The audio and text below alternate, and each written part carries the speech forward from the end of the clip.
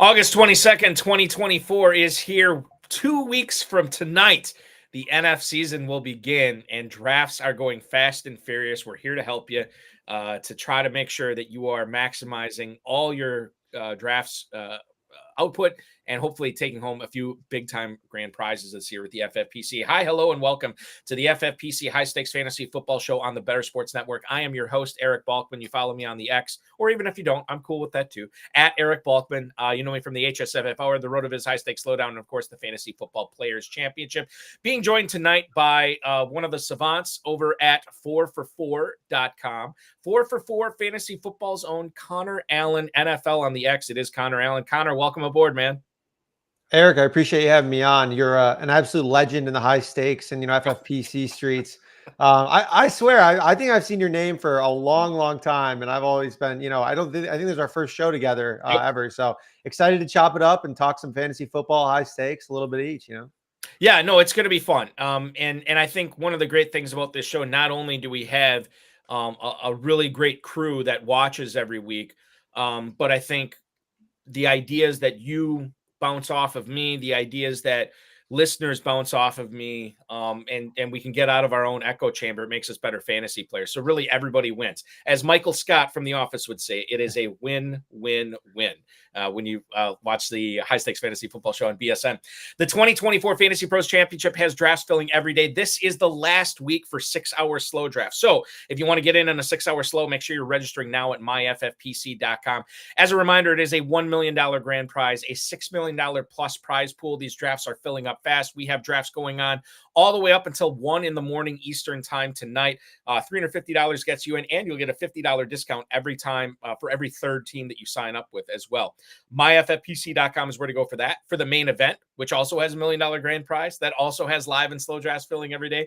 MyFFPC.com is where to head to win that $1 million. And plus, we have 2 separate best ball tournaments going on. A $125 entry fee into our best ball tournament. That is a $300,000 grand prize. A $35 entry fee to get into our $100,000 grand prize Superflex Best Ball Tournament. And don't forget about Empire and Dynasty startups going on over at myffpc.com. The Empire Leagues are new this year. A lot of people have been very excited about them. They've been filling fast, as with all their drafts this time of year. One of the things we're most excited about this time of year, you're not waiting around for leagues to fill. You're just drafting. myffpc.com, or scan the QR code on your screen right here that our producer Sean Engel has posted on the screen.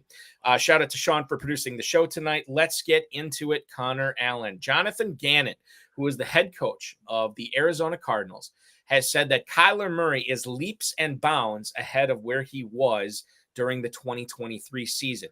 He tore his ACL, did Murray, not Gannon, in 2022 in week 10, and then 10 touchdowns and 5 interceptions over 8 games. It was one of the lowest adjusted yards per attempt of his NFL career. Gannon was very effusive in his praise, talking about how much better and he looks in 2024 compared to 2023. And this is exciting, Connor, because Kyler Murray, a year removed from this ACL tear, he could be more mobile again. And one of the things I've noticed that I'm really doing a ton of this year is drafting mobile quarterbacks, drafting quarterbacks that can chew up yardage with their legs, get the occasional touchdown here or there. Kyler Murray, quarterback 7 right now at the end of the 7th round in the Fantasy Pros Championship. That is behind C.J. Stroud, Anthony Richardson. It's ahead of Burrow and Love. I think when push comes to shove, I think there's a case that Murray should be going ahead of Stroud. I don't know if he passes Richardson, but I'm loving me some Kyler Murray in the mid-7th. Yeah, I think he's a great pick, especially for a couple of reasons that you already laid out. When Kyler Murray came back, and started playing last year, the Cardinals were 10th in points per game, 9th in EPA per play, 9th in total yards per game, 7th in points per drive. And that was before drafting Marvin Harrison Jr. And, now they have a healthy Greg Dortch, and still have Trey McBride. I think they have a full arsenal now of weapons. And on top of this, I think you're getting a bonus here because this defense is still really bad, really bad. They're going to be playing in a ton of shootouts. I think Kyler Murray is going to be forced to throw a bunch and run a bunch. He already mentioned that early in the offseason, he couldn't really, I don't know what the word that he used was, but it was he couldn't really accelerate. He couldn't run around as much as he thought he wanted to last year. This year, I think that's going to be way different. So I think for fantasy purposes, I don't know if the Cardinals are going to be good in real life, but for fantasy purposes, which is what we care about, I think Kyler Murray is going to be a fantastic fantasy football quarterback with high floor because of his rushing upside, and then just a massive ceiling if the Cardinals are putting up, 25 to 30 points a game, which I think is very much in the range of outcomes here this season. I put this rundown together last night, and one of the things you always risk when you put down a rundown together that early is breaking news. And I should have let off with breaking news, but I will do it right now because we had a trade in the NFL that affects fantasy, and it was an interdivisional trade between the Eagles and the Commanders. Kind of wild stuff here. Jahan Dotson and a 5th rounder go to the Eagles in exchange for a 2025 third and 2 7th-round picks. Dotson, according to reports, has been outplayed by both Dyami Brown and Olamide Zaccheaus in camp so far this year. And I would think that Dyami Brown is probably your starter opposite Terry McLaurin in this offense, while Zaccheaus could be in the slot. Now, the Eagles did not have much depth behind. I mean, it's like Johnny Wilson, guys like that. We're competing to be Paris Campbell, for God's sake. Paris Campbell in 2024 is still relevant. Unbelievable. But now they get I want to say bona fide, but a guy that maybe has the highest upside of any of those players. And Dotson is a guy that comes in, I don't want to say a better situation because he's not going to be a top 2 receiver there, but the way he was trending in Washington, maybe he wasn't going to be a top 2 receiver there anyway. Let's tackle this from the Eagles side first, okay? Does Dotson's value change at all for you? To me, it's kind of stagnant from him going Washington to Philadelphia right now. Are you handling Jahan Dotson any differently post-trade, Connor, right now?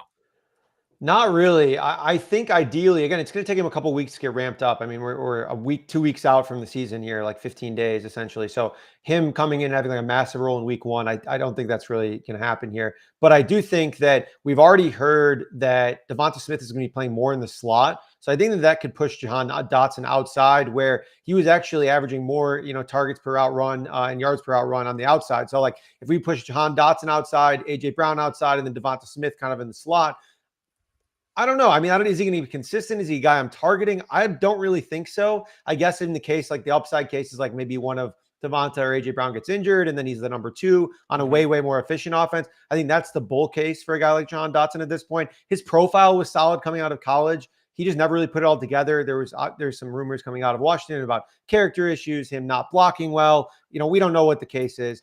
Either way, it didn't work out. I think this is a fresh start. So he's probably not a target for mine in his current ADP, but I do think that maybe there's some more upside based on how things were trending. Like you mentioned, like he was routinely being outplayed by even a guy like Luke McCaffrey. I think was going to play a little bit more than him or outproduce him. So he's kind of a guy that I'm targeting like way later on the Washington side, but we can touch on that now if you want. I will get to Washington in a second. Just the last thing I want to say about Philly. Devonta Smith, if he is playing in the slot more, does that get you more excited if you're playing in a full PPR league like the FFPC? Right now, Devonta Smith, wide receiver 20 at the 403. After the trade, we'll see what happens here and how far he goes up or down. But how far up should he go if he's going to be playing a little bit more slot this year? Yeah, I think that he has also been better actually out of the slot. So it's like 2 moves here where moving Dotson outside and then Devonta in the slot are both better for them historically based on their numbers. So yeah, I'm really excited about him this season. Also, when you've added in the Kellen Moore factor, way more motion, one of the highest motion rates in the league over the last few years during his tenure, coming from the Eagles, who were one of the lowest in motion rates last year. And then also pace of play. They're going to be playing much faster with their new offensive coordinator. So I think that all of those factors combined with Devonta Smith in the slot, you're going to see way more volume, which again, like you mentioned, matters a ton in FFPC leagues. I think getting him into 3-4 turns is fantastic. I've even seen him into main events going like mid-4th, which I think is a massive steal. And at that point, he's like an auto selection for me there. In our Fantasy Pros Championship, basically our mid-stakes version of the FFPC main event, 403 is his ADP right now. So yeah, I'm definitely on board with that, and I'll have to start taking a look because I think he's going to rise up, higher than that, obviously. But 403 I'm with you on that. Okay, Washington. Let's talk about the fun side here. So this is a team that I've been excited about pretty much since they took Jayden Daniels in the draft. I'm a big fan of Daniels this year for fantasy. I think he's a guy that's not going high enough in drafts as far as the season. I think he's going to have. I'm still of the opinion that Austin Eckler. It's difficult for me to say oh, this guy that was playing through all these injuries last year, who was a top 5 overall choice. Yeah, I wouldn't take him in the 10th round this year. I can't really sell myself on that. It's just too big of a plunge. So I like him at that spot there. Obviously, McLaurin could be the biggest beneficiary because Jayden Daniels is the exact type of quarterback you want throwing to a player of McLaurin's skill set. But now, and I say the fun part here is like, well, now who else is going to catch passes?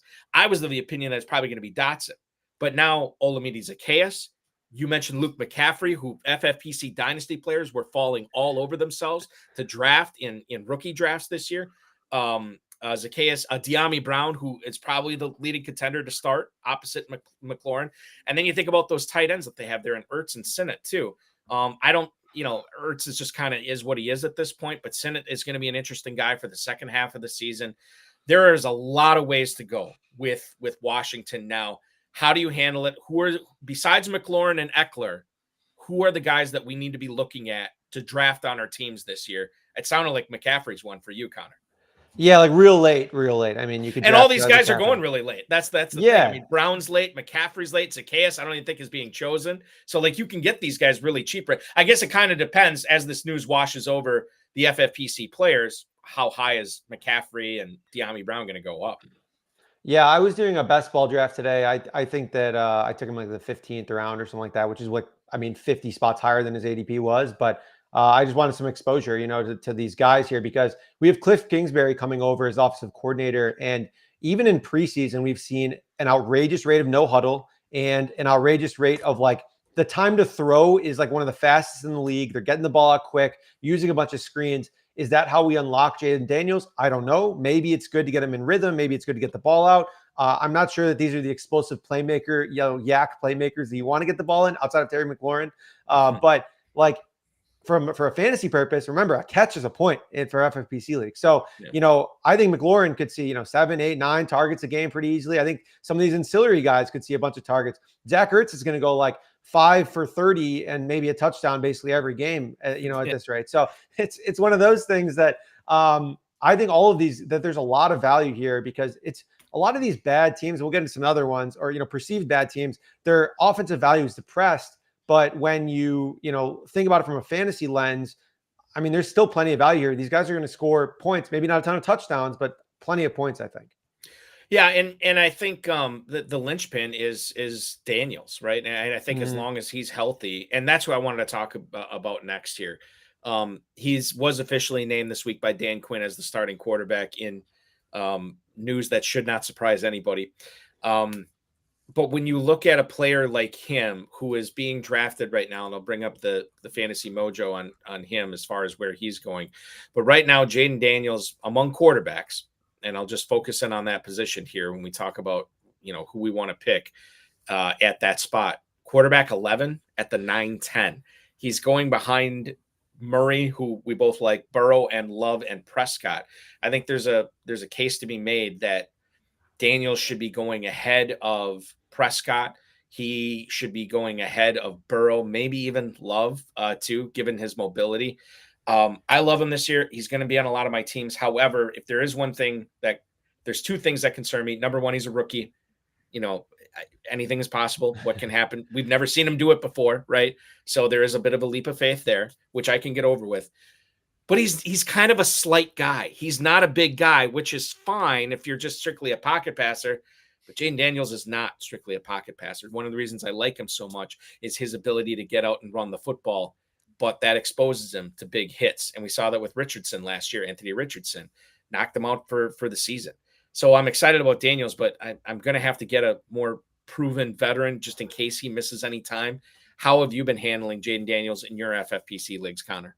Yeah, I like him a lot as a target, especially if I don't, he's not a guy that you necessarily need to stack him with McLaurin. I think that you can get him and just draft him and not really get all his pass catchers late if you want to target any of those guys. But like you can come away with, get him in the later rounds and still feel good about, maybe I can stack him with one of his later guys. If they break out, great. If not, I have a great mobile quarterback who can run. And if the offense pans out, I mean, he's, top 5 quarterback upside as a rookie very easily. And so I will say the one clips that were interesting to me was there was a clip of Jayden Daniels running in a preseason game. And as soon as he got up, Dan Quinn is yelling at him, like, why didn't you slide earlier? You know, all that stuff. So he's very clearly emphasized that, which is a good thing. He's very clearly emphasized that. That was one of the most notable things on tape that I was worried about with him coming out of LSU, was like, there was a clip, maybe it was against FSU in the first quarter, 1st and 10. He runs like a draw and then tries to like jump over 3 guys and gets like spun around in the air. And I was like, oh boy, you know, these guys are, you know, not NFL players. Like if he's getting hit by NFL players in this situation, this is going to be a pretty short season for the guy. Now it seems like Dan Quinn has put an emphasis on that not happening. So hopefully Jayden Daniels can stay healthy, because if he can, I mean, he's going to be like a very consistent QB1 with massive week-to-week upside, which is exactly what you want, like the mid to later rounds. I mean, you don't have to tell me names, or you can tell me names if you want. If you draft Daniels, who's the type of quarterback that you like to pair him with? Is it like somebody like Purdy or Goff, or would you go really crazy and do Daniels, Caleb Williams? I mean, what if you have Daniels on your team, who's the other quarterback that you want to get? Yeah, I like Caleb Williams a lot. I think that. But would you pair both the rookies together as your top 2 quarterbacks on a team? Yeah, my risk tolerance is pretty high, so yes. You know, I love it. Yeah, this is great. I mean, I don't know. I kind of view these tournaments like from a macro perspective as like you just need to get to the championship rounds and have as much upside as possible, and then pray that, you know, your bullets end up firing and end up hitting. So that's always my goal: get to the championship rounds and then have as much upside as possible. I think both Daniels and Caleb Williams, if they pan out, have insane amounts of upside. Now, I also think playing the waiver wire is fine. Like, from a QB perspective, you can figure out if both these guys stink, you're just gonna have to be streaming QBs all the rest of the year and figure it out from there. Now, Connor, are you in Chicago or the Chicagoland area? I am. Yeah. Okay. I live in the city. Now, are you a Bears fan living in the city of Chicago? So I grew up in Colorado. So I have a Demaryius Thomas jersey behind me over here. But you know, as working in the industry, my fandom has worn down a little bit, you know, with betting and fantasy and everything like that. So I would say that I'm a slight Broncos fan at this point, but I have so many different leagues and bets out on a given Sunday that it became very challenging for me to get up like I used to for like a Broncos game. And I am very excited about the Bears though in general, because the city of Chicago is a better place when their sports teams are good. And right now their sports teams are absolutely dreadful outside of the Bears projected to be. So I'm hoping that he's good for the sake of the city. Now, in regards to the Bears, a couple of things I want to talk about here. Number one, Caleb Williams and the majority of the starters are not playing tonight against the Chiefs. So this is a great reason to sit back and watch a little high stakes fantasy football show instead of preseason football. What is your opinion on Caleb Williams this year? I would assume that this is the type of player when you're trying to win a national contest, a national tournament, you want to have this guy in your team because of the unknown upside. And there clearly, Connor, has never, at least to my knowledge, been a rookie quarterback that has been set up for success with the weapons on the perimeter, the tight ends, the running back, and the offensive line that have been set up by Ryan Poles for Caleb Williams this year. I love Jayden Daniels, but man, it's getting tougher and tougher to say I'm going to take Daniels ahead of Caleb Williams because of the way everything's been set up there. What's been your take on Williams so far as you know, training camp draws to a close here shortly? Yeah, I would say that he has consistently flashed the upside of reason why people call him Patrick Mahomes. He's made plays that, you know, not a lot of other quarterbacks can make. He is exciting. That being said, like, I think that they've struggled at times trying to execute the short game, you know, like lost in the highlights. That was the last preseason game. I think they had three and outs to start the game. You know, it was because they were trying to implement more of a system and not like a, hey, Caleb, like bail us out and do these crazy things every play, because it's not generally a sustainable, you know, offense on a play-to-play basis. So like, I would say that there's still a lot of work to be done on like consistently moving the chains and, you know, on a play-to-play basis. I don't think it's going to look pretty right off the bat, but there's going to be, the highs are really high. And like, if those things can consistently click on a play-to-play basis, I mean, there's no reason that he can't throw for 4,000 plus yards, which has never been done in the Bears' history of having a quarterback, which is crazy that that's even a case. But they've never had a 4,000 yard passer. And now you have DJ Moore. Now you have, you know, Roma Dunze and Keenan Allen, who got a lot of bad publicity, where I'm kind of buying the dip. I think all three of these guys are very viable options at their current ADPs. They are a little bit pricier than, you know, again, like we talked about Washington's options, they're a little bit pricier than that. But DJ Moore, you know, coming off a massive season with Justin Fields, Roma Dunze would have been the wide receiver 1 or 2 in basically every other class. And then Keenan Allen, who's has, I think, 95 plus catches in 6 of his last 7 seasons, something like that. I mean, just super consistent and doesn't need to be the wide receiver one. He can sit in the slot, beat some guys, sit open in zone, and kind of just be that, chain moving option that Caleb Williams needs. So I think all of them have a lot of week to week upside in this offense if it pans out to be anything, which I'm pretty confident that it will be something here. It's just a matter of how consistent it can be on a play-to-play basis. Let's talk about the Bears receivers here for a second. Have you been watching Hard Knocks? Yeah. Okay, here's my concern, because I've been watching it too. I feel like it's poisoning my mind and for fantasy purposes. Yeah. Because up until the third episode, I was really down on Keenan. I mean, I know some people are talking about it. I'm surprised that more people are not talking about Keenan Allen apparently weighing 25 pounds heavier than he did when he came into the NFL. And the connection between Williams and Odunze looks unbelievable. And it's, I'm live in Northeast Wisconsin. I'm a season ticket holder for the Packers. So obviously this is not something I'm looking forward to at all. And then DJ Moore, I'm just getting the feeling like, okay, he is their number one. They paid him. They extended him when they didn't really have to. He is going in the mid-4th. It's weird. Odunze has almost caught Keenan Allen. They were a couple of rounds apart a couple of weeks ago. Now Odunze on average is only going 5 picks behind Keenan Allen. Your thoughts? Number one, do the FFPC drafters and me have it right that Moore is the number one receiver? And then number two, Keenan Allen with the weight gain, is that overblown? Is it something that we need to be talking about? And is this Odunze connection real? A lot to unpack there. I'll let you go with whatever way you want with the Chicago Bears wide receivers. Yeah, I think that DJ Moore is the wide receiver one. I'm very comfortable taking him again in the 4th round. Like, he's another early to mid 4th round target. And if you get him in the late 4th round, which is sometimes possible, I've seen on some boards in the FFPC, I think that's an absolute steal. Again, I think that because it's a rookie quarterback, because maybe it's not going to be a super high volume passing offense right off the bat, like there's going to be some down weeks for one of these guys. I mean, it's just inevitable. There's only so much volume that can go around, volume and efficiency, unless the Bears are scoring 35 plus a game, which again, I mean, as a Packers fan, probably is giving you nightmares, but I don't think that's all that likely either. To be fair, I think it's just going to be a bumpy start, and we'll see how it smooths out. I think DJ Moore is a rock solid wide receiver one, though. And then what happens with wide receiver 2 and 3 from a fantasy perspective is going to be really interesting to watch. If Keenan Allen and Caleb Williams are connecting, and he's seeing 6, 7 targets a game, Keenan Allen will be consistent.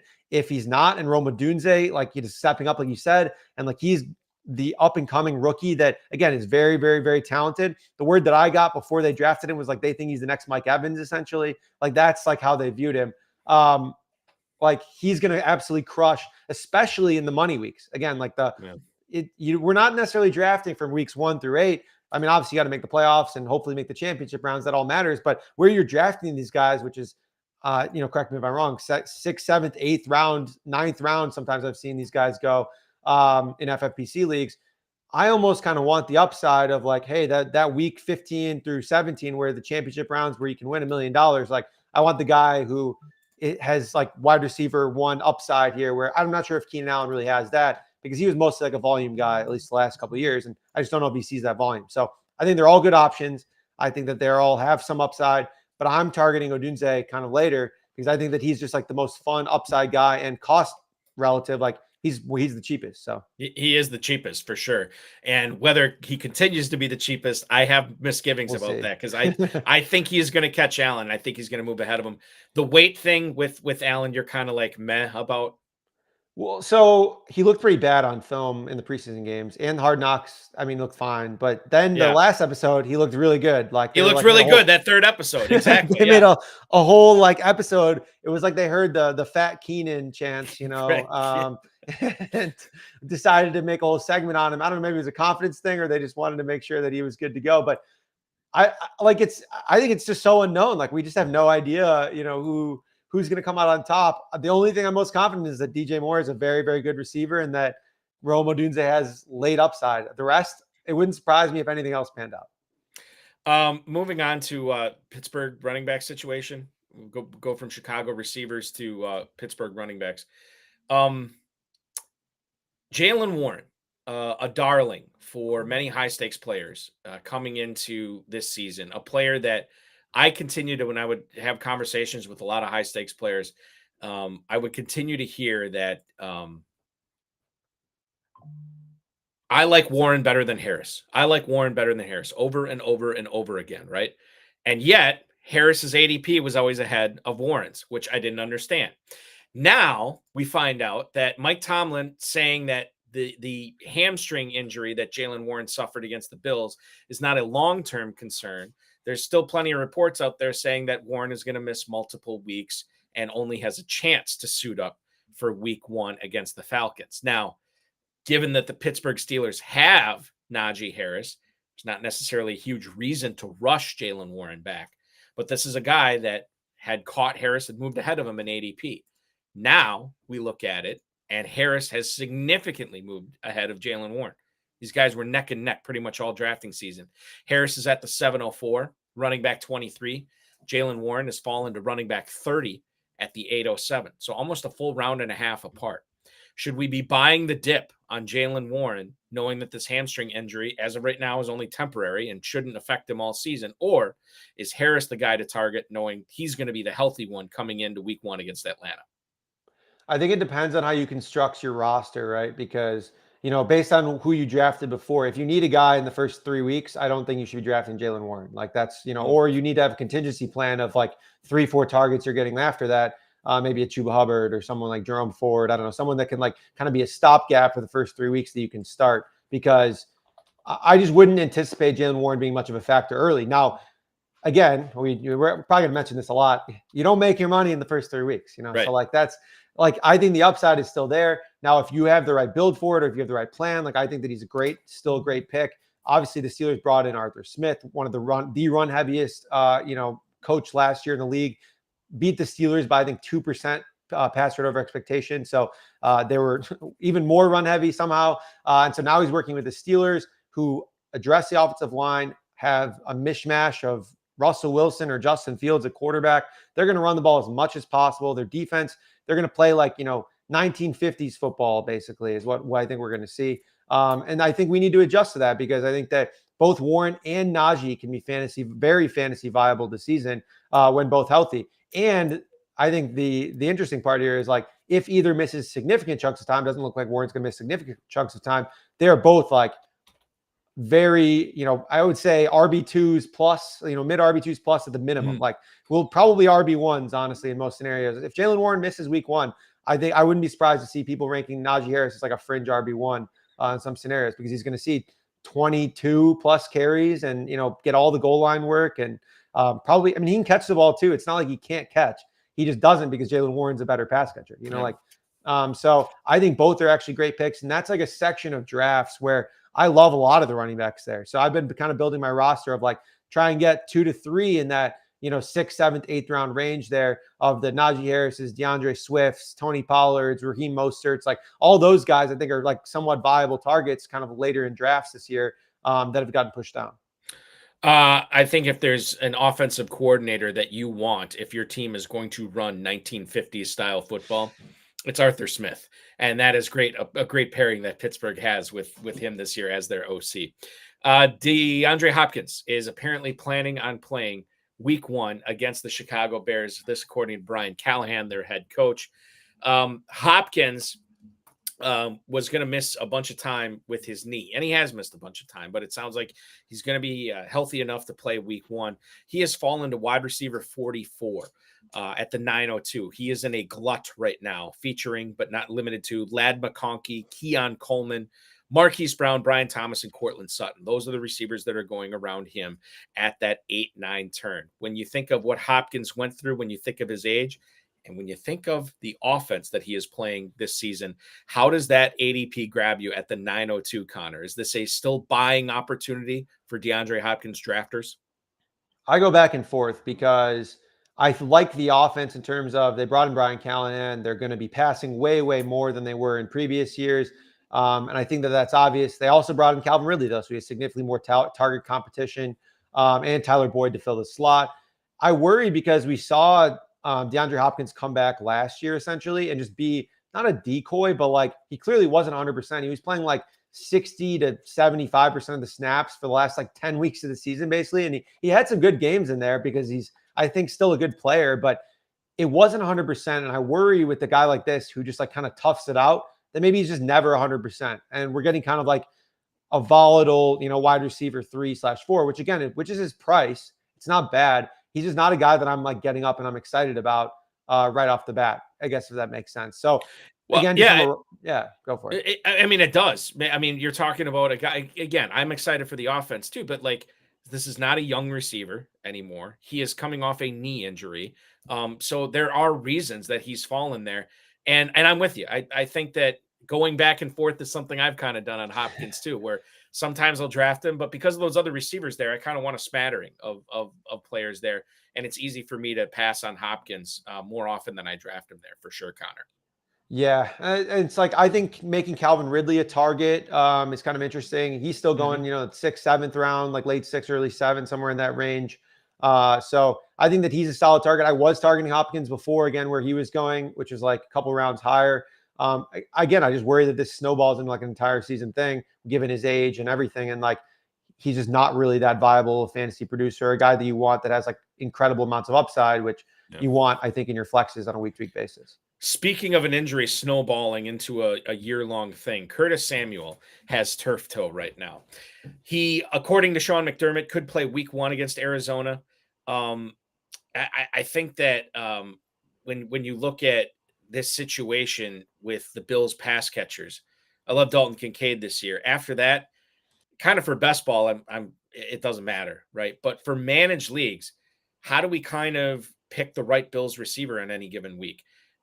There's Samuel there. There's also Khalil Shakir, plenty of Khalil Shakir truthers out there. Keon Coleman, the rookie out of Florida State by way of Michigan State, is another guy that I know people are getting excited about, and high stakes drafters are starting to move him up boards. When you look at this Samuel thing, I was really excited about him this season as catching a ton of balls. Now I'm not so sure. This is turf toe, man. I mean, we've heard turf toe knocking people out for months at a time. And I know that there's a chance he plays week 1. Isn't this just an easy way to say no on Samuel and yes on Shakir and Coleman? Yeah, I think so. And Kincaid, just more Kincaid. And Kincaid, yeah. Like it's one of those things where I was super excited about Samuel. He was like a prime target for me in the 9th, 10th, 11th rounds. Like I thought he was a great ad there. And now at this point, I'm really worried about him. Like, again, this is another thing that I think can cause problems all year. He was non-committal on week 1. I don't know if you heard that interview, that's not a great sign. That's not what you want, especially if they don't really have much clarity there. I've kind of, the way I've shifted this is like, was never really a Keon Coleman guy. I know that he's had some great training camp highlights. He's hilarious. I think he's a funny guy, but like from a profile standpoint, Matt Harmon labeled like he wasn't a very good separator against man coverage. He was just kind of big. He tested okay. Like his RAS was good, but he, just ran a 4.64. And then like there's been multiple reports in camp that he's not really separating all that well. And he's still kind of like learning the nuances of being a receiver. There were some clips early in camp too that were like, hey, he's still kind of learning. We'll see from there. He's going to play a big role based on his preseason usage. He's going to be on the field a ton. But I just don't know if he's going to earn that many targets, like especially if he's competing with Kincaid. I think Khalil Shakir is the big beneficiary here if Samuel kind of working his way back in. I believe Peter Schrager just labeled that he could catch 90+ balls. I mean, to me, that seems outrageous. But, I think that like as a breakout guy and a guy like Schrager who's got, ears to the ground in a lot of these places, I thought that was kind of notable as well. So I think Shakir could be kind of a good late round target at this point. Let's go out, and I'm with you on Shakir for sure. Let's go out to Twitch, who I think it's the Rougarou. If I'm pronouncing that right, I apologize if I'm not. Who should be the second overall pick? Christian McCaffrey is for sure going first. Now, in the FFPC, I've seen a smattering of guys go number 1 overall. I've seen McCaffrey, Hall, Bijan Robinson. I've seen Amon-Ra St. Brown. I go first. I've seen Tyreek Hill and CeeDee Lamb go first overall. So if you are certain that McCaffrey is going to be the first one off the board in your draft, Connor, and you have the second pick, who is number 2 for you? So I actually just fired up an FFPC main event 2 days ago, and I had the second pick. And I was doing this with Ryan Noonan as well from 4 for 4. And we went back and forth. So I think in a vacuum, CeeDee Lamb or Tyreek Hill, you can make the case for either, are better picks than anyone else. But because of the way that FFPC boards shake out and kind of mapping out drafts, we picked Bijan Robinson, which is a little bit of a hot take, but the depth at receiver in FFPC in this season we just felt was massive. It's just like one of those things where I've been targeting a running back early and then a quarterback and an elite tight end, or trying to get one of each at least. And then the wide receivers in middle rounds are just so good. And then we talked about earlier, there's that tier of running backs, like the 6th, 7th, 8th, 9th round, where they're like fringe RB2s basically every week that you can make a case for. So that's how I've been mostly building my team. So that's kind of why I went with Bijan. And there's been talk about from the offensive coordinator, from the head coach, about how Bijan's the next Christian McCaffrey. There was some, I think, out of context beat reporter speak in the last couple of days on Twitter about Tyler Algier seeing 14 carries a game and it being like a 50-50 split. I think that, there was a quote as well that said Tyler Algier is a good player from the OC, that he's going to play a lot. I think that there's just a lot of uncertainty in terms of roles. But what we do know is that they've spoken since back in February all the way to now, saying that they want Bijan Robinson to be like a massive part of their offense. So our projections are pretty bullish on him, but I think you could project anywhere from like 60 to 75% of the total touches in the backfield to be Bijan's, which in an offense like the Falcons, great offensive line, Kirk Cousins in there, Zach Robinson at OC, like all these things coming together. I think he's like a really high floor and then a massive ceiling if he does see more work than we're expecting for that. So I kind of like that floor ceiling combo for Bijan. And there you go. And the Rougarou says it is full PPR. He was actually leaning towards CeeDee Lamb. And I'll wrap up this segment with this question. What concerns you more, Connor, if you are drafting and at the 2 or the 3 and you made up your mind you're going to pick between Hill and Lamb? What's more concerning, the Hill thumb injury or the fact that CeeDee Lamb has missed all this time in training camp? Probably actually the Hill thumb injury. I'm not really worried about CD holding out. It seems like despite Jerry Jones talking some trash and saying they don't need to pay him, Jerry can't get out of his own way. I think they're going to end up, caping up here and paying him. So I feel pretty good about that. And whereas the Hill injury, I guess, is a little bit more, ominous. I still think both are going to be fine. And I think both are great options. If like from a roster construction standpoint, you're fine with them at 2-3. I think it's really tough to poke too many holes in first round picks, to be honest. Yeah. And tough to poke holes in Juan Pena Jr.'s team that he just posted on YouTube. Great job, Juan. I love the quarterbacks. The running backs are really, really good. Kenneth Walker, Josh Jacobs, Kyron Williams, Jerome Ford, Breece Hall. That is fantastic. And you still get DJ Moore, Calvin Ridley, and others at receiver. So nice job there. Nice job by Connor Allen here in this first segment. We're going to find out where he stands on certain players, and coming up, players like Christian Kirk, Lad McConkey. Let's get into Jake Ferguson as well. He is Connor Allen from 4 for 4. I'm Eric Balkman from the High Stakes Fantasy Football Show, and we roll on the Better Sports Network right after this.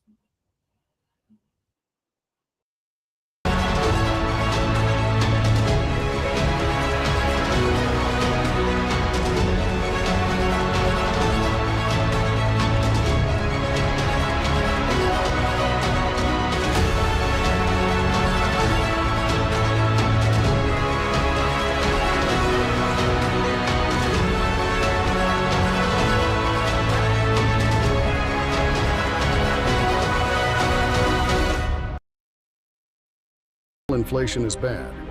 When FFPC entered the high-stakes fantasy football arena in 2008, the grand prize of the FFPC main event was $75,000. Today, after 15-plus years of setting the industry standard, the FFPC main event has a $1 million grand prize. Since 2021, the FFPC Best Ball Tournament grand prize has tripled, and the Superflex Best Ball Tournament is now the largest contest of its kind in the world.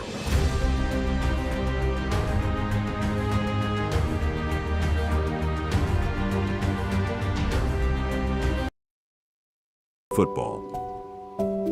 This month, more men and women will go draft than ever before in our country's history. With prize pools at record highs, multiple fantasy players will become millionaires this year playing the game they love. This month, thousands of drafters will compete in redraft, best ball and dynasty leagues, and with innovative formats, they can look forward to a host of high-stakes competition. It's August again in fantasy football, and under the FFPC, high-stakes fantasy is bigger and better than ever before. Why would you ever settle for less?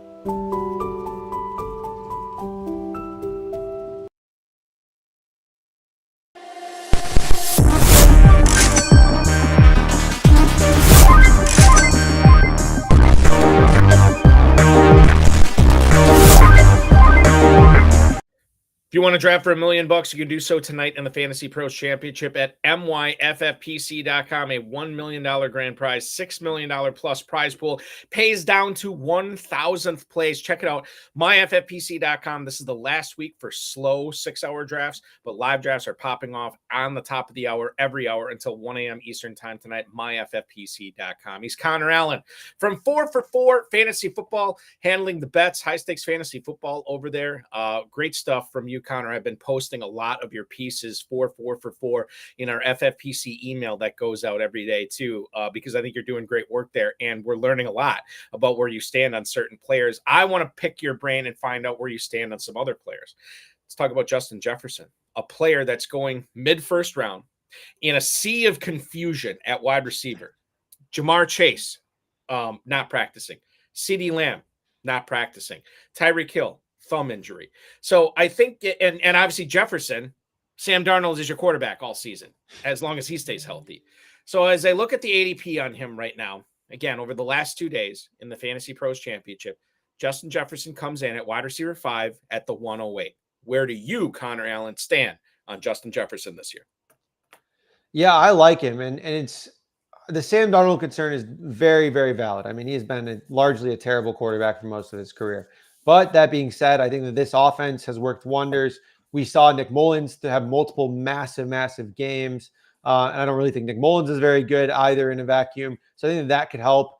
We did see Sam Darnold get some good coaching last year in San Francisco. Like, I think that there's some potential for him to be okay and be a gunslinger, which is what we want for fantasy. But why I like Justin Jefferson this year is because his target competition is way shakier than what it looks like on paper. TJ Hawkinson might return in week 7, week 8. Who knows when he's like fully go there. So then it's basically just looking at Justin Jefferson and Jordan Addison. Jordan Addison, maybe he has a suspension this year. Maybe he doesn't. I think that's like, maybe it doesn't really matter that much, because now we're looking at basically 2 guys to feed instead of 3 for most of the year here. And it's Justin Jefferson. At the end of the day, like, those 2 guys being there doesn't really impact him that much in terms of his like overall floor, but his ceiling without them is like massive. He'll have like some 12, 13 target games, I think, early in the season that will be huge. So I think Justin Jefferson's a great target. Obviously one of the best receivers in the NFL.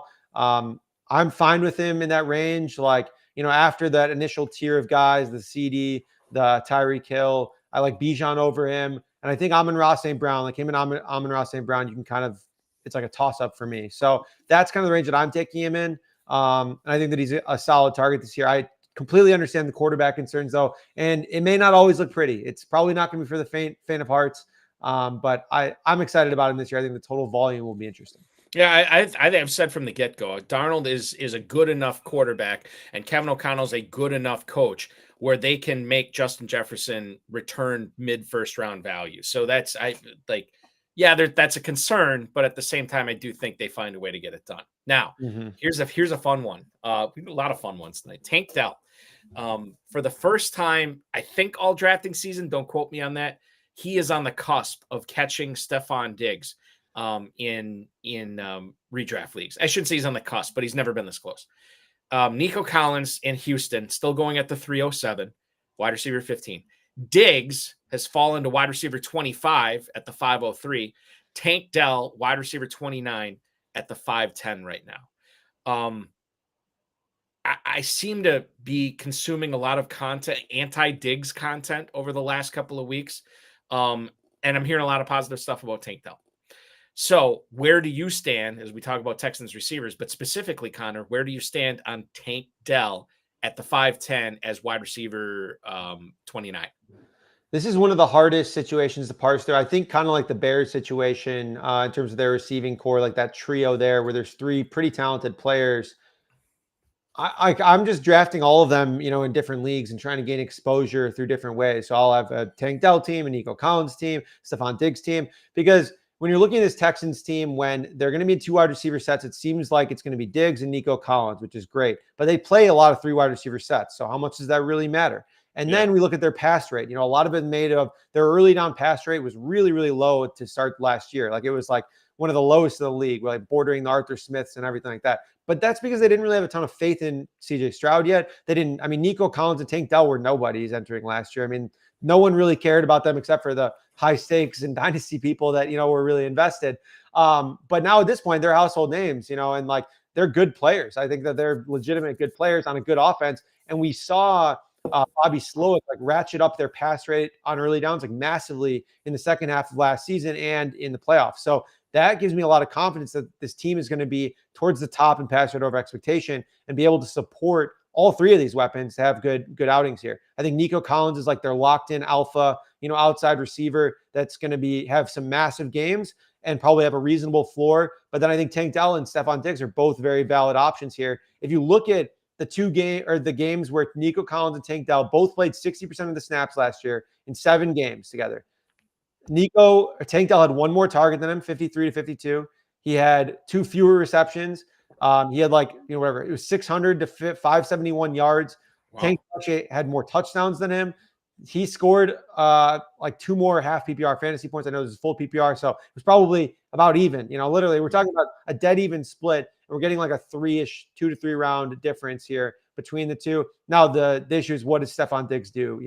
How does that impact the whole thing? So that whole wrench throws into it there, I think adds another layer to this. But my advice is just try and take at least one in every draft that you do.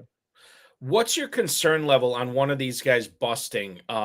Not completely busting, but busting at that draft capital, because Collins is going in the 3rd round. Diggs and Dell are both going in the 5th round.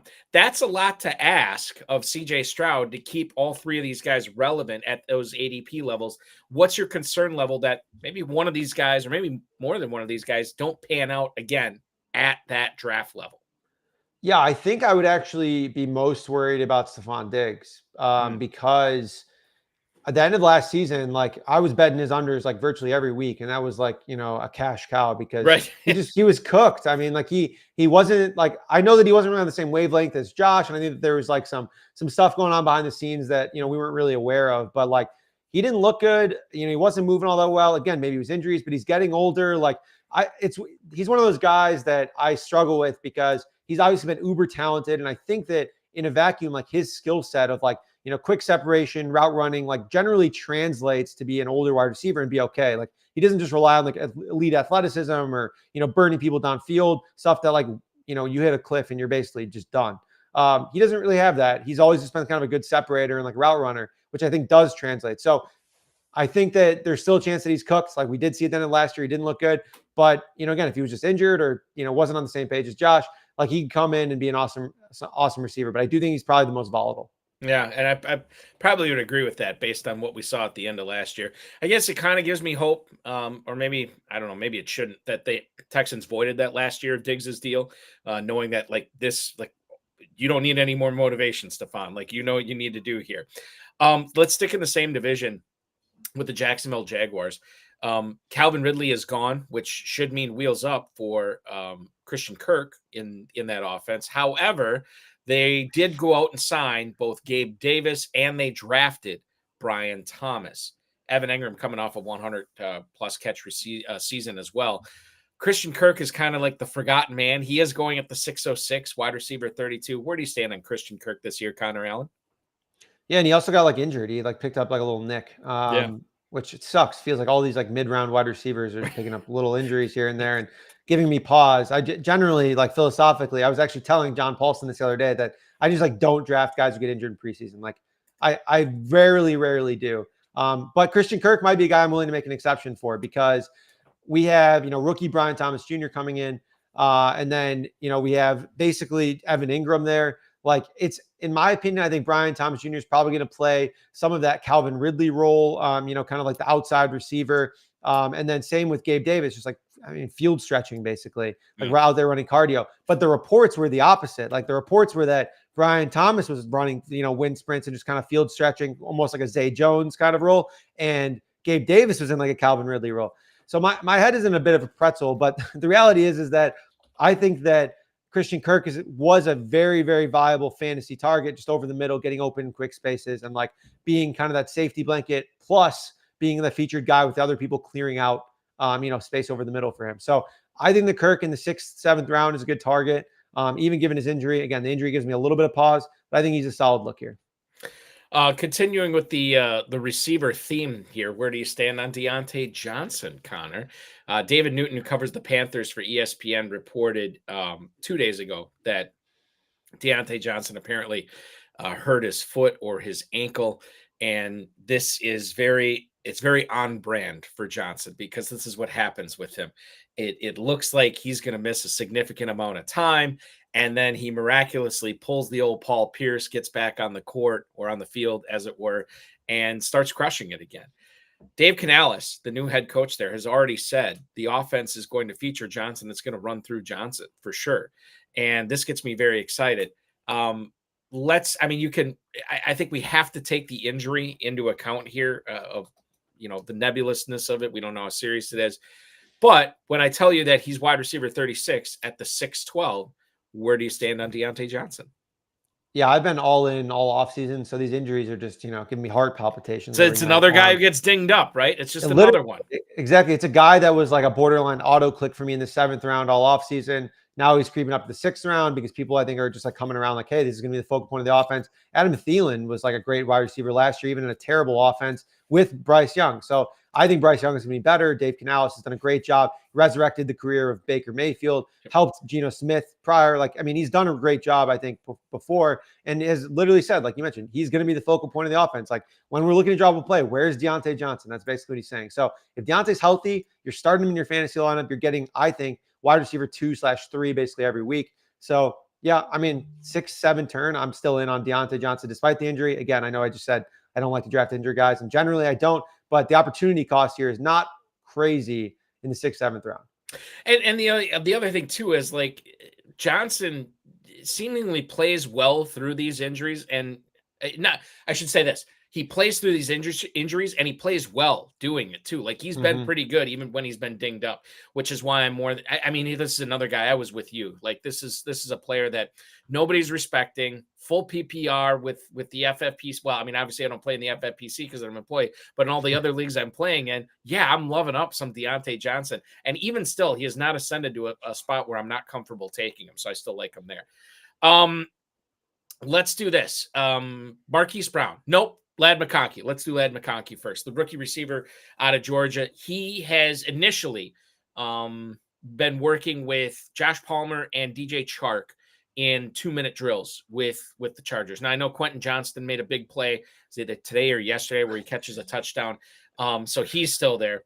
But when you look at what the Chargers sunk into Ladd McConkey, this is a player that they obviously have feelings on about making a significant part of their offense, even in his rookie season.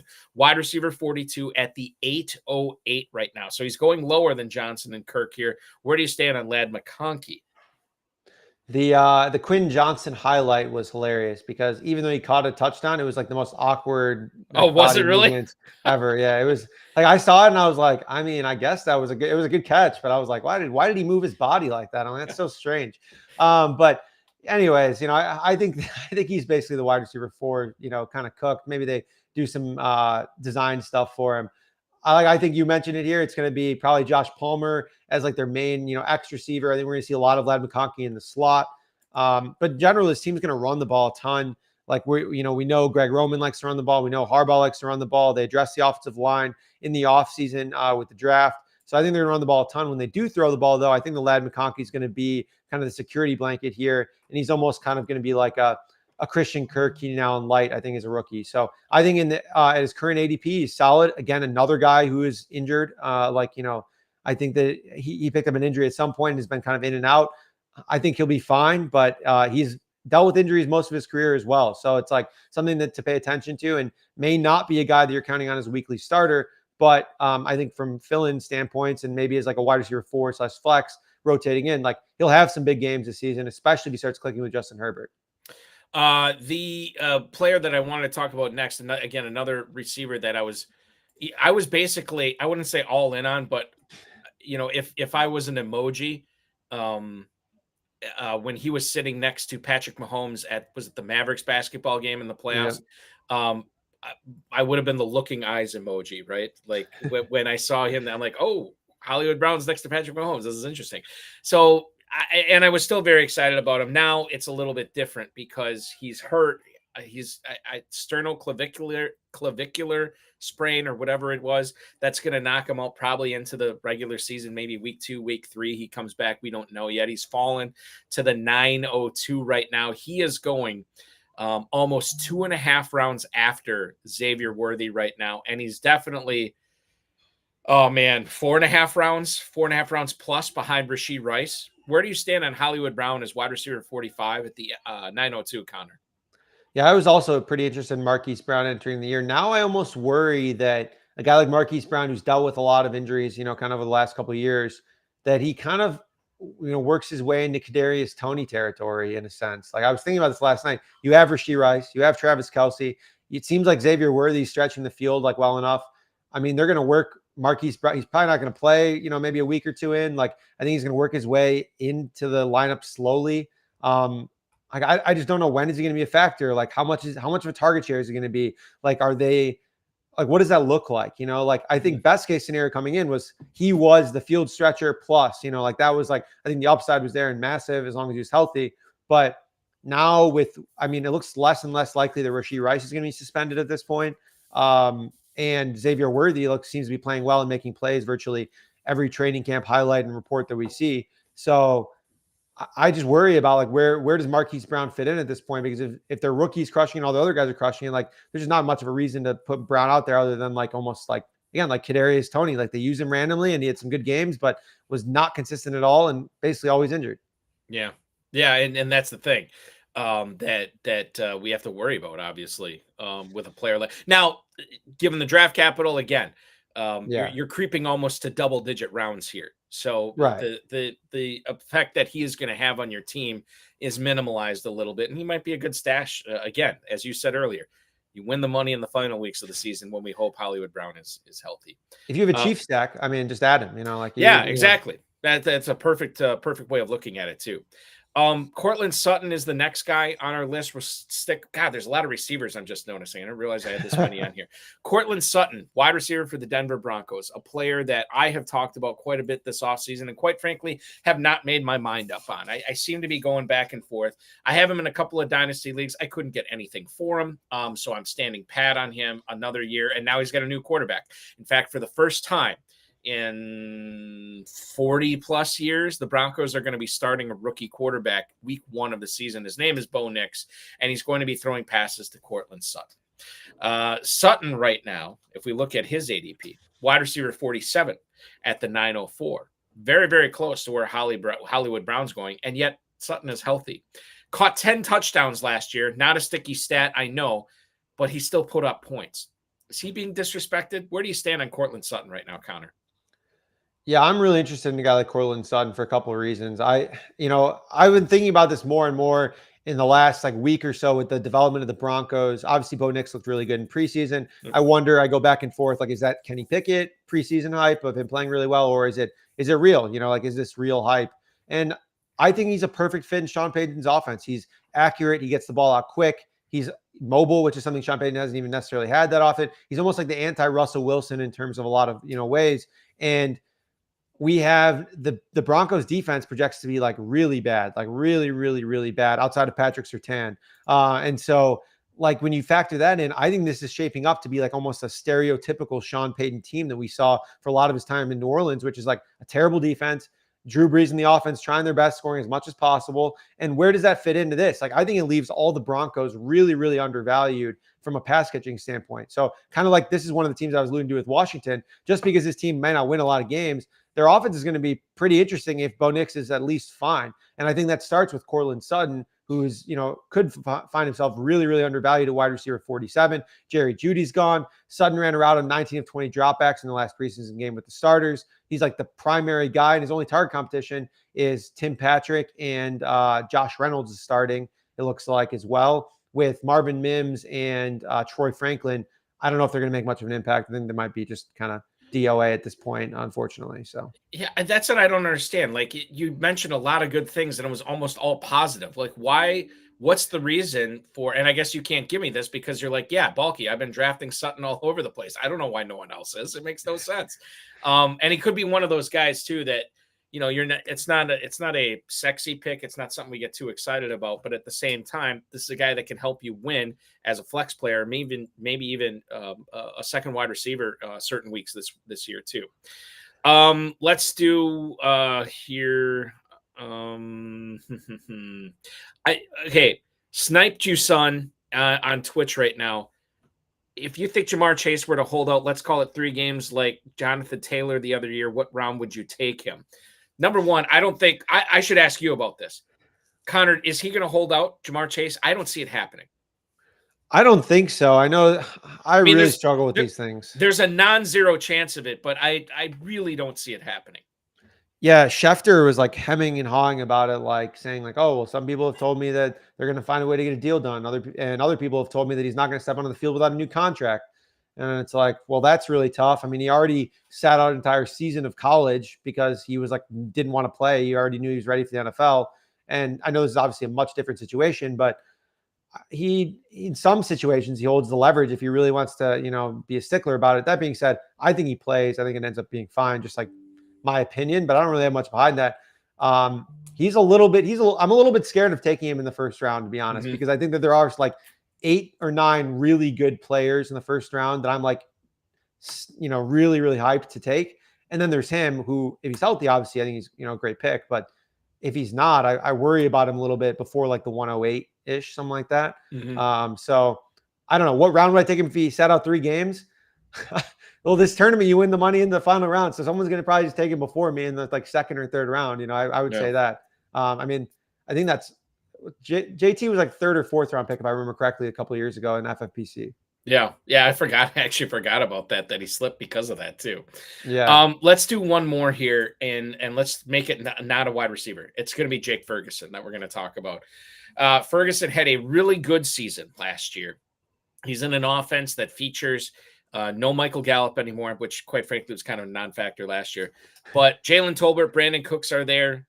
He's got Ezekiel Elliott catching passes out of the backfield, and then obviously CeeDee Lamb, who is there but not there right now. Ferguson is going as tight end 9. So after the Elite 5, Laporta, Kelsey, McBride, Kincaid, Andrews, then you have Pitts and Ingram, Kittle, who's like a best ball dream, but redraft gets a little bit more dicey. But then it's Ferguson after that. Ferguson in the mid-5th, sort of on a tier by himself. He's a half round behind Ingram and Kittle, and he's a full round plus ahead of Njoku. Where do you stand on Jake Ferguson this year, Connor?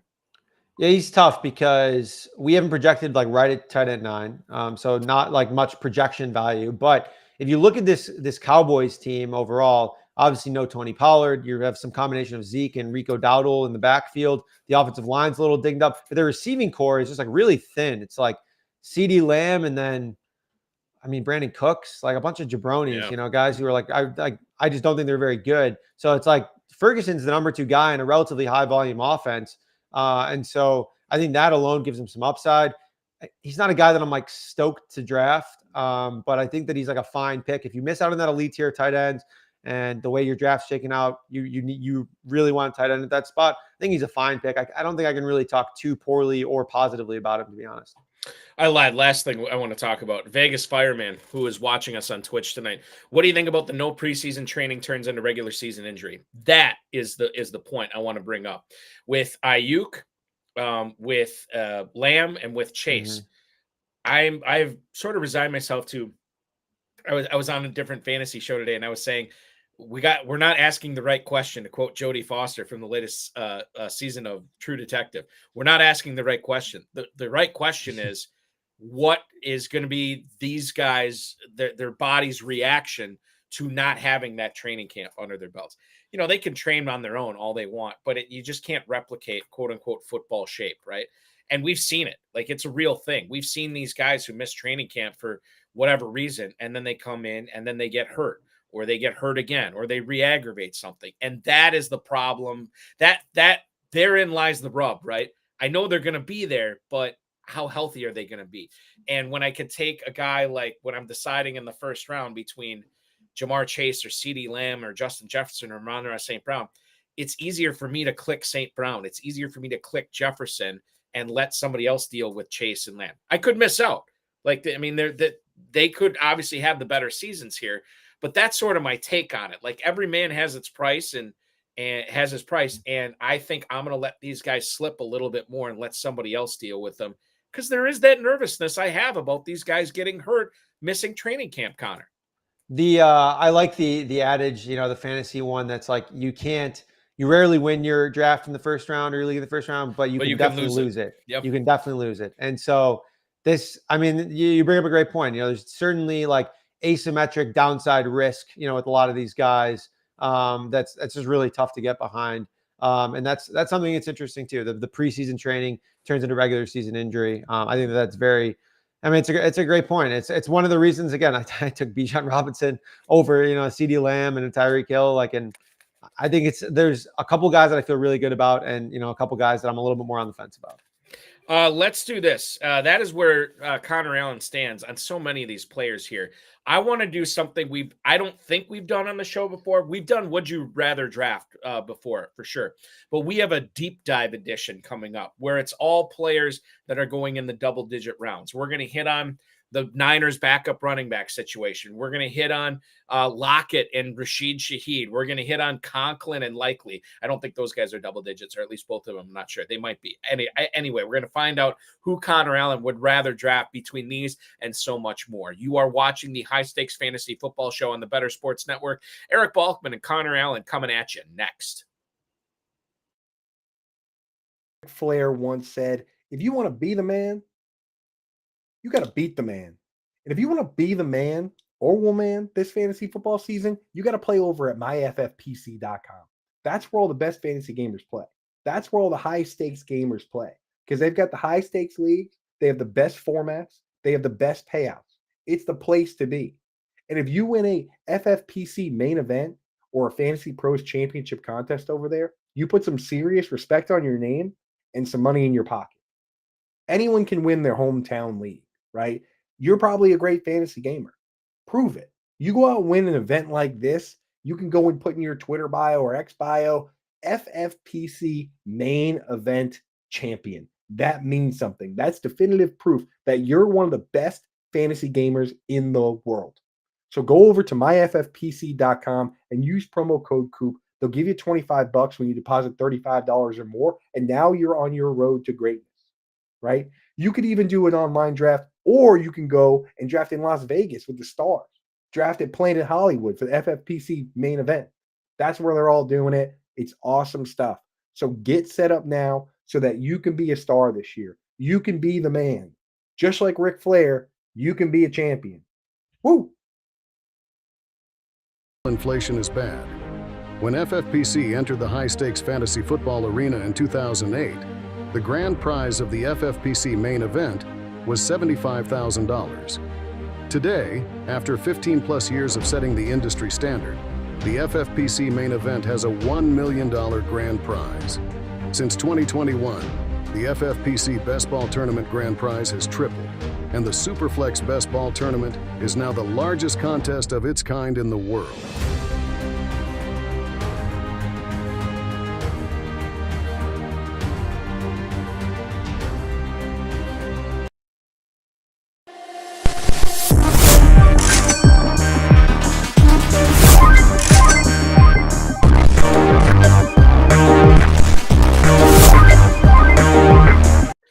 Two different best ball tournaments going on right now with the Fantasy Football Players Championship at myffpc.com. Our best ball tournament features a $300,000 grand prize. That's $100,000 more than last year. $125 to enter that, and $35 to enter our Superflex best ball tournament, which is coming in at a $100,000 grand prize. That's double of what it was last year.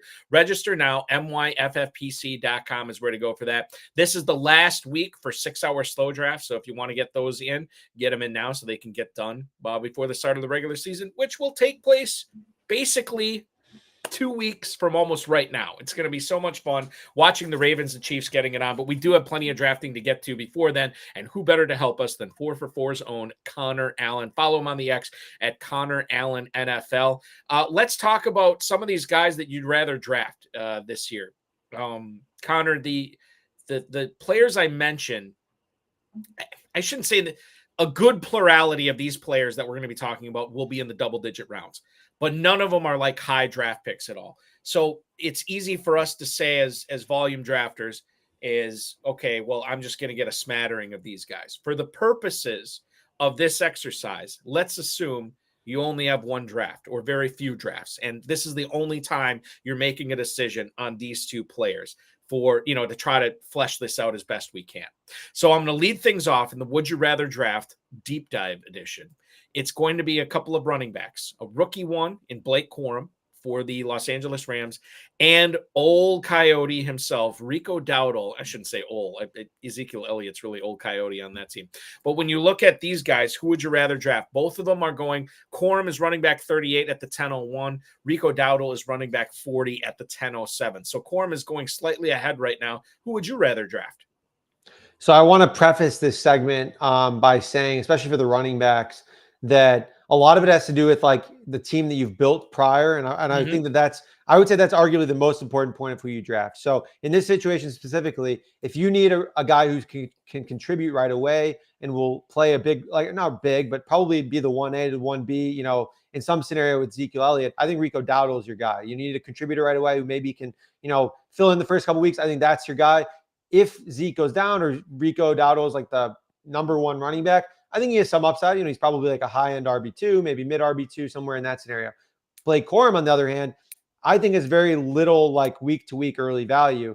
But if Kyren Williams, who's a smaller guy of stature, has held up last year under a lot of carries, but we don't have a massive track record of that. If he goes down, Blake Corum's like Kyren Williams 2.0. That's like, in my opinion, he's like a locked-in RB1, like top 6-7 running back basically every week. So he has way more contingent upside in my mind, but way lower floor on a week-to-week basis.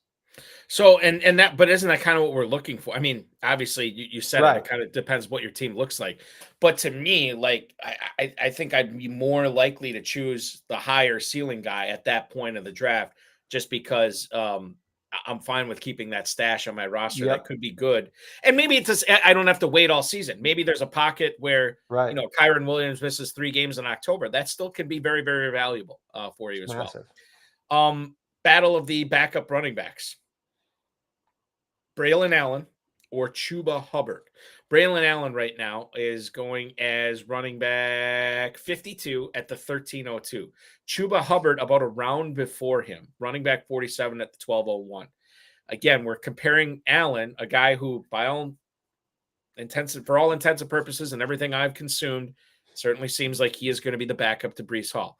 Hubbard could be the starter while Brooks is out, but when Brooks returns from this ACL, maybe Hubbard becomes 1B or a backup. And certainly most of us are projecting a lot more points on the Jets offense this year than the Panthers. Who would you rather draft, Braelon Allen or Chuba Hubbard? This is a really similar scenario because we have Chuba Hubbard, who I think is going to be the number one running back by a lot in the first 3 weeks. And they have some good matchups. Like he's going to be, probably a low end or a high end RB3 kind of in those first few weeks. He's going to see a ton of work in an offense that I think we project to be better. They spent a bunch of money on the offensive line. Like they should be a little bit better. But again, what is the upside? Like, is that really going to happen all season? No, because they just drafted Jonathan Brooks in the middle rounds. He's probably going to return weeks 3, 4, slow ramp up weeks 5, 6, and then be full go, later in the season, which is going to end up being a problem, for Chuba Hubbard's upside. And he's like, even floor, it will be kind of weak on a week-to-week basis. Whereas Braelon Allen, again, I don't think he sees more than 5 touches a game, probably off the rip. But if Breece Hall, who's gotten injured before, gets injured, Braelon Allen is a league winner. Like that's like he is a pretty much a defined league winner in my mind. The Niners backup running back situation gets juicier and juicier every day that Christian McCaffrey is not out there. And I don't know if we have a correct answer in this in everything that I've read and listened to. And according to the ADP data with the FFPC players don't know who it is yet either, because Elijah Mitchell is going as running back 58 at the 15:02. Jordan Mason is going as running back 59 at the 15:03. They're back-to-back not only in running backs, Connor, they're back-to-back picks right now in the early 15th round. You can only have one of them. Who would you rather draft, Mitchell or Mason? the last few years I've been a Mitchell truther, but in this scenario, based on the reports, I'm going to go with Mason. It seems like he's kind of had the, a little bit more hype lately, kind of gotten the hot hand. Like Mitchell's been fine whenever CMC's been out or like kind of like, at the end of games. But I think Mason, maybe has a shot at this point. So I think both are viable, but if I'm picking one, it's probably Mason.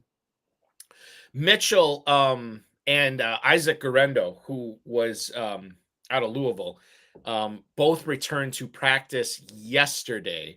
And Mitchell and Jordan Mason, it seemed like they have a leg up on Guerrero, obviously. And Mason has been, playing well in Mitchell's absence. Now it's going to be interesting to see what happens and how the Niners treat it now that Mitchell's back at practice. We could see another flip if all of a sudden Mitchell's getting the reps with the twos or the ones in this case, since McCaffrey's out, then we could be liking us some Elijah Mitchell. But as it stands right now, I think I'm with you. I'm seeing Jordan Mason shoot up draft boards right now. Kev Wheeler, former co-host of this show, is saying Jordan Mason as well right now. So that is where we're at on that. Speaking of Jordans, let's go to Jordan Addison or Khalil Shakir. We talked a little bit about these offenses. We talked a little bit about Shakir earlier. We didn't hit on Addison. We talked about the Vikings a little bit. But when you look at these guys in where they're going in the Fantasy Pros Championship right now, you have Jordan Addison as wide receiver 50, I believe. Yeah, wide receiver 50 at the 10:06. Shakir is going as wide receiver 49 at the 9:10. So again, back-to-back wide receivers here. You made your thoughts known on Khalil Shakir. Jordan Addison, who would you rather draft between Shakir and Addison? Yeah, right now I'm Shakir. Mentioned a lot of it earlier. I think that at this point, the way that the target shares are shaking out, I think that Shakir is going to be the guy. But Jordan Addison, like, he was just very like long touchdown dependent last year. And so I think TJ Hawkinson being out kind of, helps him early in the season, but I don't know if, maybe an enhanced target share early in the season is really going to help you win leagues. And, how does that development happen? I think there's questions about Sam Darnold. I don't have questions about Justin Jefferson. I don't have that many questions about TJ Hawkinson when he's healthy, which is going to be the final weeks. I do have questions about Jordan Addison's, like, I guess, week-to-week consistency, which, I mean, he was not consistent at all. It was, catch a 60-yard touchdown. He's going to be great that week. If he doesn't, he's not going to do anything. So that seemed to be kind of his week-to-week outlook there. We'll go to a Would You Rather draft live on YouTube right now. Jack Connolly piping in with a question. It looks like he's made up his mind that he's going to be taking a running back in his draft, but he doesn't know which one it's going to be. He's narrowed it down to Jahmyr Gibbs, Jonathan Taylor, and Saquon Barkley. Now, right now, at this point in the Fantasy Pros Championship, Taylor, Gibbs, and Barkley are all going back to back to back. Running back 4, 5, and 6. And at the 112, the 202, and the 202 on average. Highly bunched up. Connor, if you're taking one of these running backs in the first round or maybe the early second, who's it going to be between Taylor, Gibbs, and Barkley? This is really tough. I don't think there's necessarily a wrong answer. If I'm taking one, it's probably Gibbs, just because, I think that he has a solid floor. Like he's just super efficient, like played really well. Like we saw his growth towards the end of last season. Like in the beginning of the season, he wasn't really hitting holes correctly, like was missing some blocks. I think he got way better at the end of the season. And I think they saw that too. So I don't really know that he is like, from week one, maybe the same upside as a Jonathan Taylor or Saquon, but like the, contingent upside if David Montgomery goes down or he's like significantly outplaying him. Like, I think that all those things are, like, he's running back. He could be running back 1 overall if he is like the full share and he's really crushing it in a Detroit offense that is super, super explosive. So like, I think that I would go with Gibbs, but I mean, if you want to take Taylor or Saquon, I'm not going to, think that that's a bad pick by any means. And I think it's interesting you say Gibbs, because out of these 3 guys, Gibbs is the only guy dealing with an injury right now, which which means one of two things. Connor, you're either not concerned with the injury, or if Gibbs had not suffered this hamstring injury, it'd be Gibbs in a slam dunk, right? Yeah, I'm just not worried about the injury, to be honest. It seems like he's going to be good to go for week 1. Again, maybe a slightly slow ramp up. But yeah, I'm just not too worried about the injury. So I want to compare 2 offenses for this next Would You Rather draft. An offense that really came into its own at the end of last season, the last 2 months of the season were the Green Bay Packers. or was the Green Bay Packers offense, I should say. And one of the players who's been making a lot of plays, again, for the third consecutive year, we keep hearing his name over and over and over again. Whether that translates to regular season success this year, we shall see. But Romeo Doubs is wide receiver 51 at the 1009 right now. An offense that is very, very different in Los Angeles is the Chargers. They're probably going to want to run the ball as much as they can because of their head coach, Jim Harbaugh, because of their offensive coordinator, Greg Roman, and then because of Gus Edwards and J.K. Dobbins joining the fray in Los Angeles. You have Justin Herbert, who's a franchise quarterback, but you lost Mike Williams. You lost Keenan Allen. Who replaces him? You said earlier, Josh Palmer is probably going to be the X there. And Romeo Doubs could be the X, quote unquote, X in the Green Bay offense this year, too. Who would you rather draft, though? Is it Romeo Doubs or is it Joshua Palmer? Yeah, I think both are good options. If I'm choosing one, I like Doubs a little bit better for a couple of reasons. We've seen Doubs, had the highest routes run rate last year.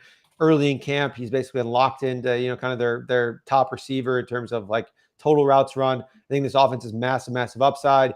There's some rumors of Christian Watson and Dontavian Wicks and Jayden Reed only playing basically in 3 wide receiver sets.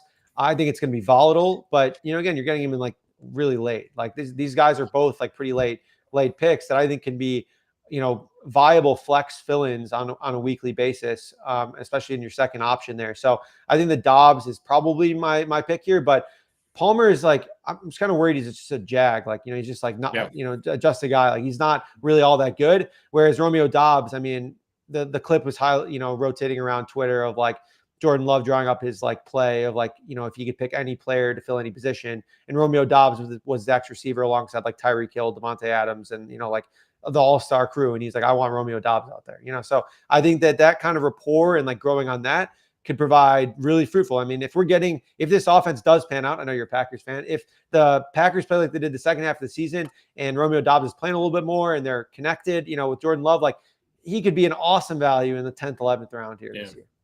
Yeah, and I can tell you that Packers and Ravens doing joint practices this weekend this week ahead of their preseason finale against each other on Saturday afternoon. And I can tell you that there is a beautiful pass from Jordan Love today, 25 yards in the air. Would have been an easy touchdown for Romeo Doubs coming across the middle, but he dropped the pass, which was really unfortunate. No. Yeah. Brutal. I'll tell you what kind of worries me with the Packers this year. I have no problem with them in best ball. Yeah, I think it could be maddening drafting even a guy like Jayden Reed.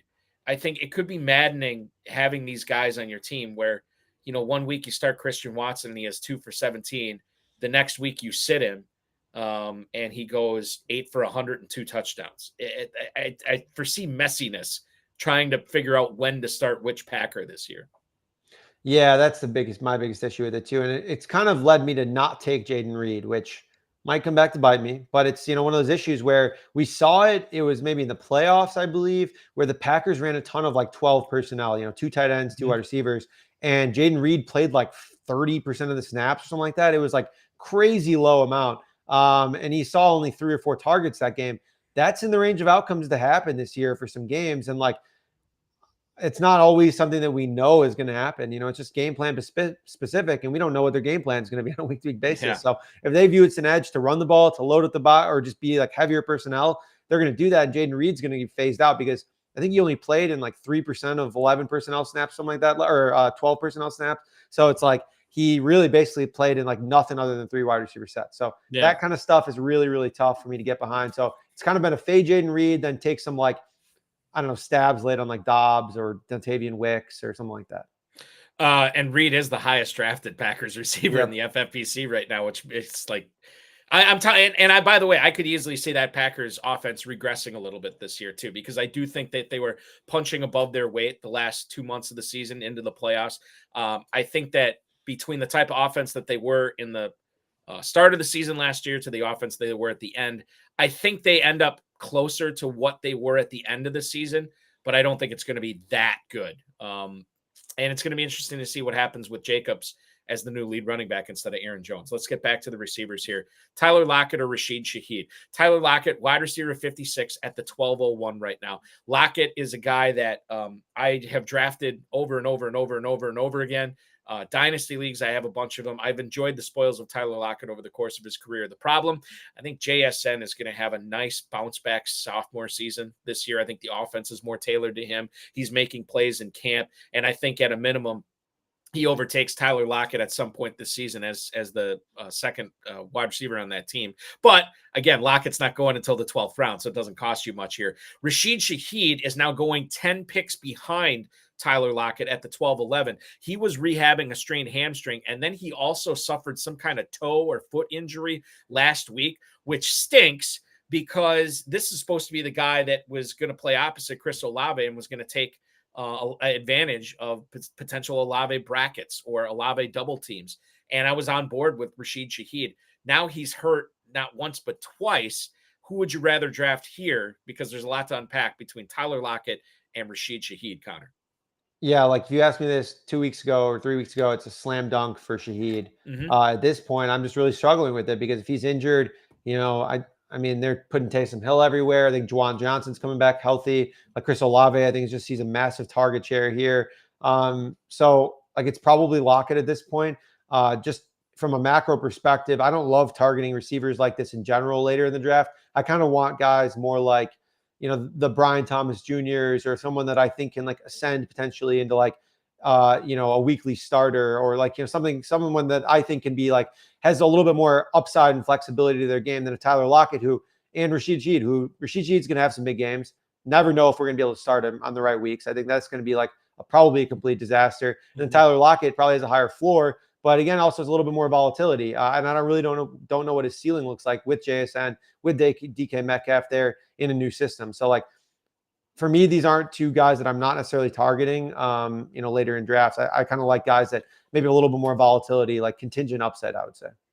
Contingent upside is like this hot button. Like I never heard of the phrase before this year, and now I'm hearing it all over the place. It's hilarious. But not hilarious. I mean, it's good to know, like, because it's a way to compartmentalize a term in a philosophy that we're talking about. Greg Dortch and Andre Yoshevas is next, or are next, I should say. This is deep dive that we get into here. Now we're talking like 18th round, wide receiver 88, and for Dortch, Yoshevas is wide receiver 86, again in the 18th round. I was excited about Jermaine Burton in rookie draft season, drafted him in a lot of spots, but it seems like, and Yoshevas was a guy I picked up at the end of last season, just, not knowing the contract status with Higgins and knowing that Chase might want a new deal. Hey, maybe Yoshevas is a guy that pans out here. And Greg Dortch, I mean, seemingly he's the type of guy where you open the door, a crack, he busts right through. Like he takes advantage of every opportunity he's given. So these guys, they're going late, but when you're trying to win $1 million in the Fantasy Pros Championship or the FFPC main event, sometimes these guys can make a difference in order to get you to the championship round, or maybe, be the guy that you can flex out in the championship round, depending upon what the Cardinals and what the Bengals look like at that point. Who would you rather draft this year, Yoshevas or Dortch? So I like both, but I think that Yoshevas is my guy for a couple of reasons here. So Yoshevas is going to be the third target in an offense, whereas Dortch is probably third or fourth, depending on the week, with you have Michael Wilson, Marvin Harrison Jr., and Trey McBride. And he's kind of probably, I would say, neck and neck with Michael Wilson in terms of like target share, I would say, this year. Whereas Yoshevas, he's kind of that third option there. I'm not too worried about Jermaine Burton, who seems to still be working his way up the depth chart. I think the long-term upside on Burton's great, but it seems like he's a ways behind right now, where Yoshevas has been like playing really well in camp, was a great producer at Princeton, averaged 70 and 94 yards per game in his final 2 seasons, tested well, 4.43 40-yard dash at 6'3", 205. And then late last season when he kind of came on, week 16 and 18, and 8 and 7 targets, had a 5.36-2 game to end the year. Now we have Joe Burrow back, right? Joe Burrow in his 2 healthy seasons threw for 4,400 and 4,600 yards, along with 34 and 35 touchdowns. In those seasons, the third option on the offense, Tyler Boyd, had 58 catches, 762 yards, and 5 touchdowns, and then 67, 828, and 5 the year after. Wide receiver 34, wide receiver 31 finishes. So like the baseline here is pretty high, and then the upside, like Jamar Chase holds out or holds out. Like you're looking at a smash season for Yoshibas. If Jamar Chase comes back and gets injured, I think like what the other side happens, like, again, it's the same thing. So I think there's contingent upside. I think that there's a reasonable floor. Again, you're getting a guy like, you're in the boonies, you're scrolling way down here, like picking this guy. And so I think at this point, you can't really go wrong. Both are solid options, but for me, it's Andre. Yeah, I think, I think that Yoshibas represents not like a cheat code or anything like that, but I mean, it's so easy for me he's got so many paths, right? Like, what if Burton's not ready? What if Higgins, doesn't pan out or whatever? What happens if Chase decides that he's not, there's just all these options. And Yoshibas kind of showed out last year that he could be a force if given an opportunity on this team. Force is probably too strong of a word, but fantasy relevant for sure. And Andre Yoshibas, nobody's calling him a force but me. This is why you watch the High Stakes Fantasy Football Show on the Better Sorts Network. Tight ends. Let's get into those. Right now, we have Tyler Conklin, 11-12. Tight end 19. Right behind him, tight end 18, beg your pardon. Right behind him is Isaiah Likely, tight end 19 at the 12:08.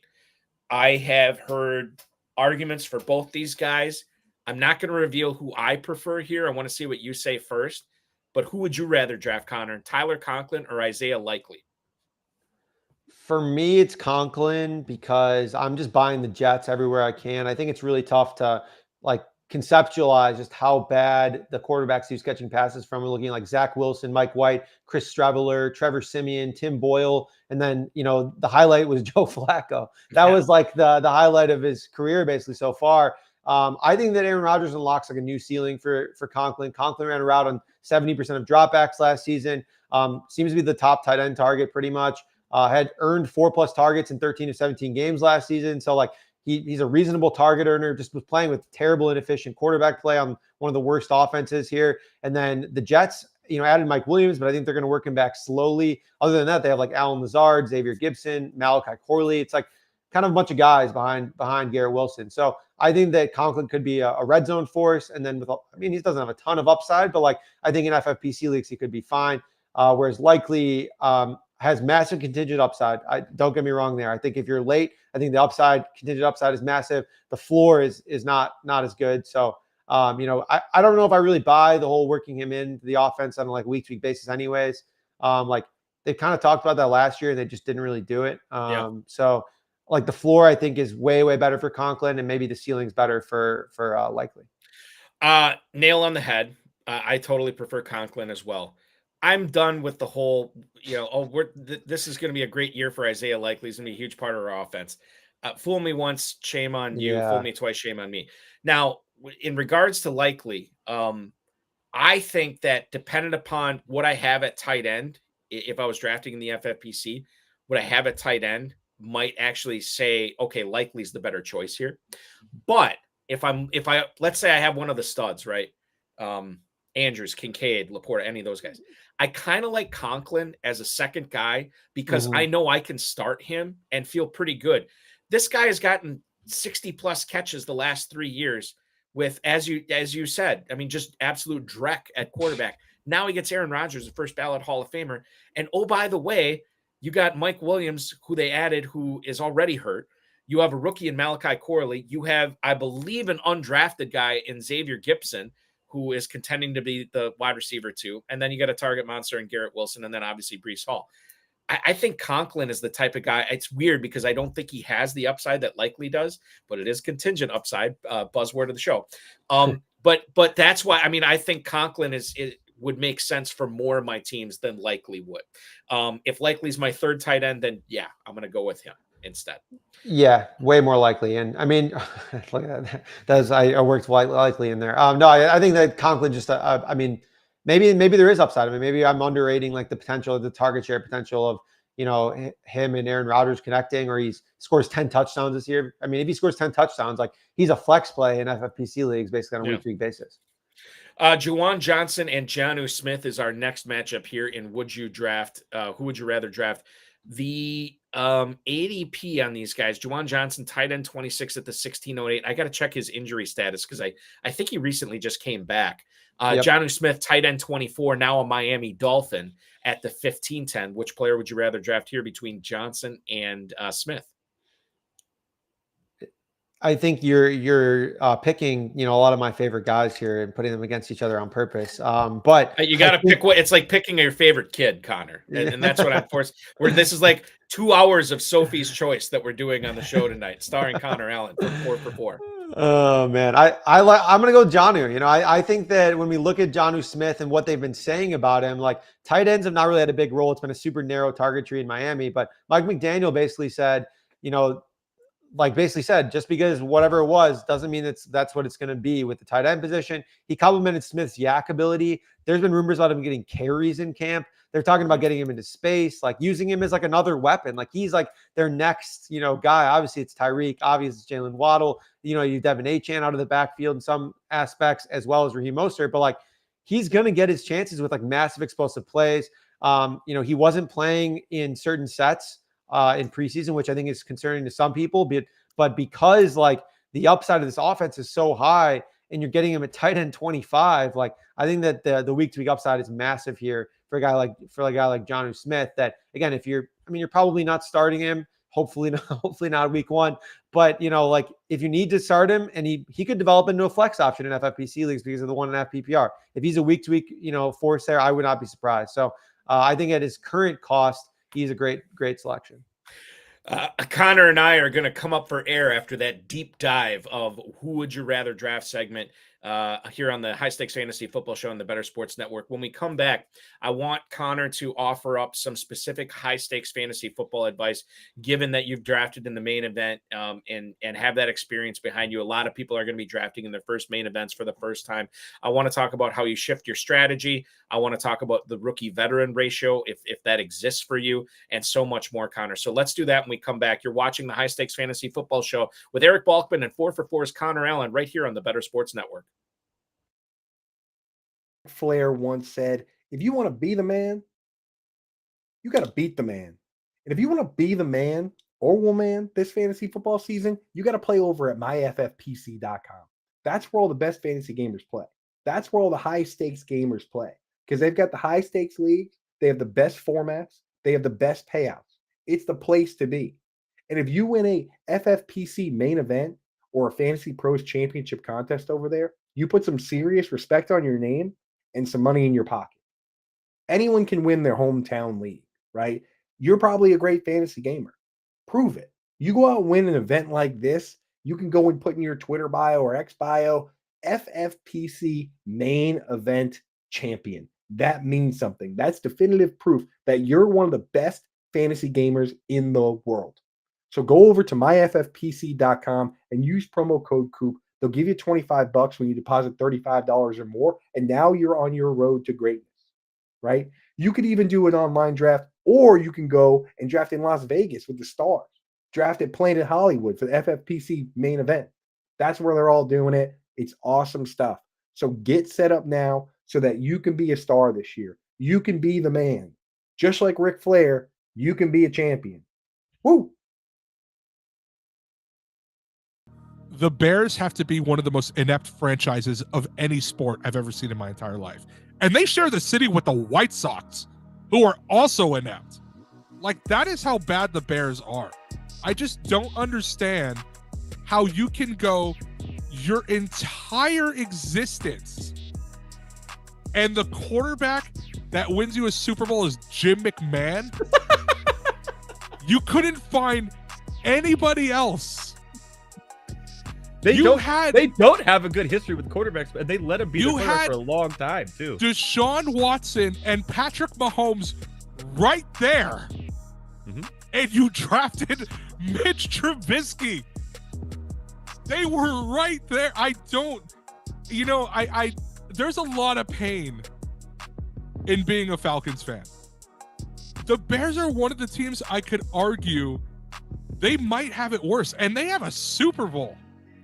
And when the best quarterback in the past 50 years is Jay Cutler, you have a problem. That's so funny that you just said that. We were talking about Jay Cutler the other day, me and my friend, and I was like, yeah, he was on, because we were watching the Colorado Rockies game against the Giants, and it looked like he was behind the thing. I was, he played for Denver most of his career. We looked it up. Chicago let him be their starting quarterback way too long. Here's the thing, too, is that Jay Cutler wasn't bad. Like, he was erratic. He wasn't terrible though. The poor man's Brett Favre. I'm taking him over Justin Fields. I'm sorry. Yeah, I would. But yeah. Jay Cutler led that team to an NFC title game. Yeah. That they lost to Green Bay. But he's gotten farther than anybody else. You want to know who the other starting quarterback was for the Bears in the other Super Bowl appearance they made? It was Rex Grossman. What are we doing out here? It was Rex Grossman and Kyle Orton was the backup. How are you that bad? Bro, like, oh my God. Listen to the top 5. According to Football Reference, the top 5 greatest Bears quarterbacks of all time. Jay Cutler, number 1. I can't believe it. Sid Luckman, who last played in 1950, is number 2. Jim Harbaugh is number 3. Jim McMahon, the Super Bowl winner, is number 4, and he played there for 6 years. And Mitch Trubisky, no way, is number 5 on the list as terms of passing yards go.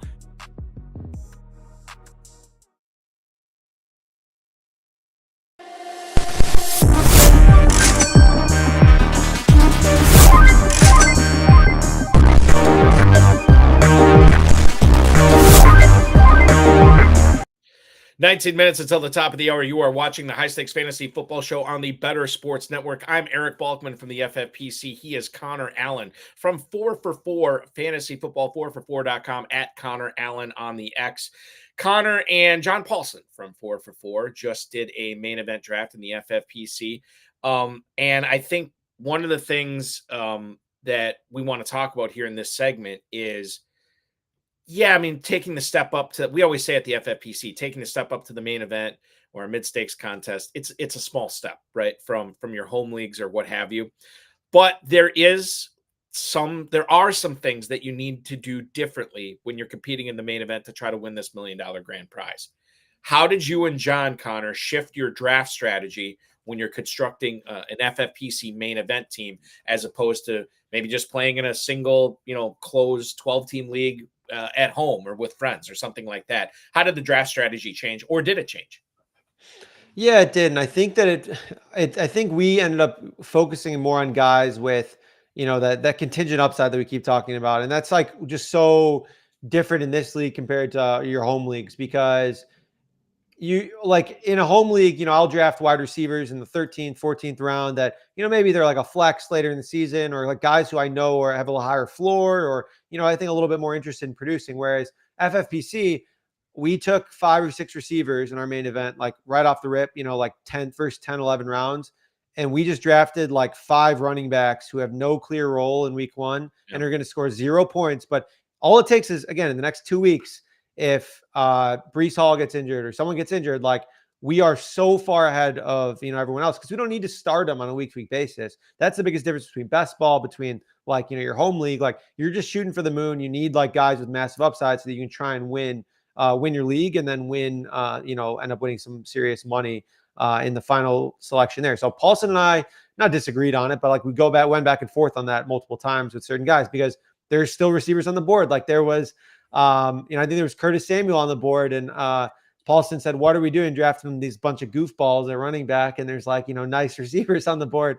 And I was like, well, we're never going to start this guy. I was like, we have 6 other receivers that are all really, really good, but our running backs, we had like Isaiah Pacheco, and then we were stringing together RB2, like Mostert and a couple other guys. Like that RB2 spot was very much up in the air. So I was like, we got to just keep hammering running back, hammering these, contingent upside guys, in hopes all it takes is one. We hit one, and I think we're one of the best teams in the league, like automatically. Betting props, I think, are interesting in how you can utilize those to your advantage in drafting. I know you're an expert with betting for sure. Can you tell us a little bit about how you use those to your advantage in your main event draft?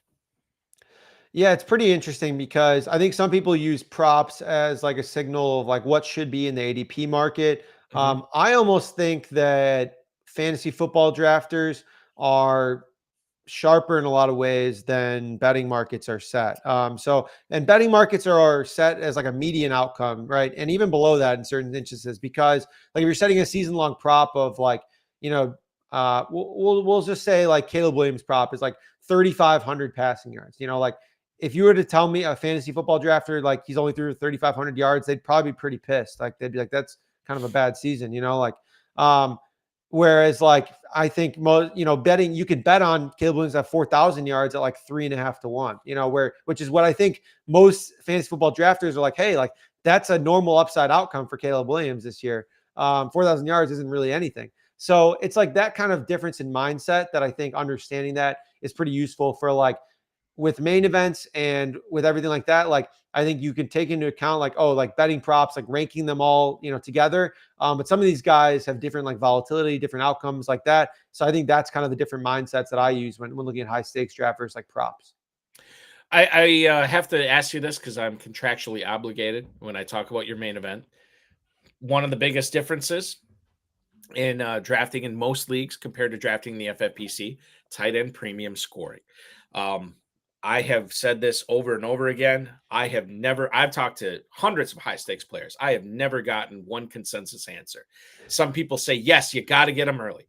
Some people say, I ignore it completely and let all these other guys draft tight ends and I'll just grab whoever later. And then I'll have other people saying, yeah, I just draft them like I would if it was not tight end premium, or I just let the draft come to me. And this is sort of, I'll scoop up the value when it's there. How do you handle drafting tight ends in a tight end premium format, especially one where you're trying to win $1 million? Personally, I like drafting the elite tight ends early if you can get one. I think that the first 2 rounds this year featured like a stacked crew of tight ends. Talking about Sam Laporta, Trey McBride, Travis Kelce, Dalton Kincaid. Is like kind of mid to late second rounder in FFPC leagues. I personally like that a lot because when I did a study on this, and you think about like value-based drafting, essentially, like how high, what's the difference between the top ranked tight end and how much do they outscore like the lowest ranked tight end that you can still start? So basically like tight end 1 versus tight end 12 in, a hypothetical scenario. And because of the tight end premium, they perform pretty similarly to wide receivers. So like in terms of the difference between the tight end 1 and tight end 12 versus wide receiver 1, wide receiver 24, I think I put wide receiver 30. So it's like, okay, well, if a top end tight end is as valuable as a top end wide receiver, and we're not getting them, we're getting them in the second round versus like, again, the top wide receivers going CeeDee Lamb, Tyreek Hill, 1, 2, 3, 4. And that's why we see Tyreek Hill Travis Kelce go so high in these leagues historically.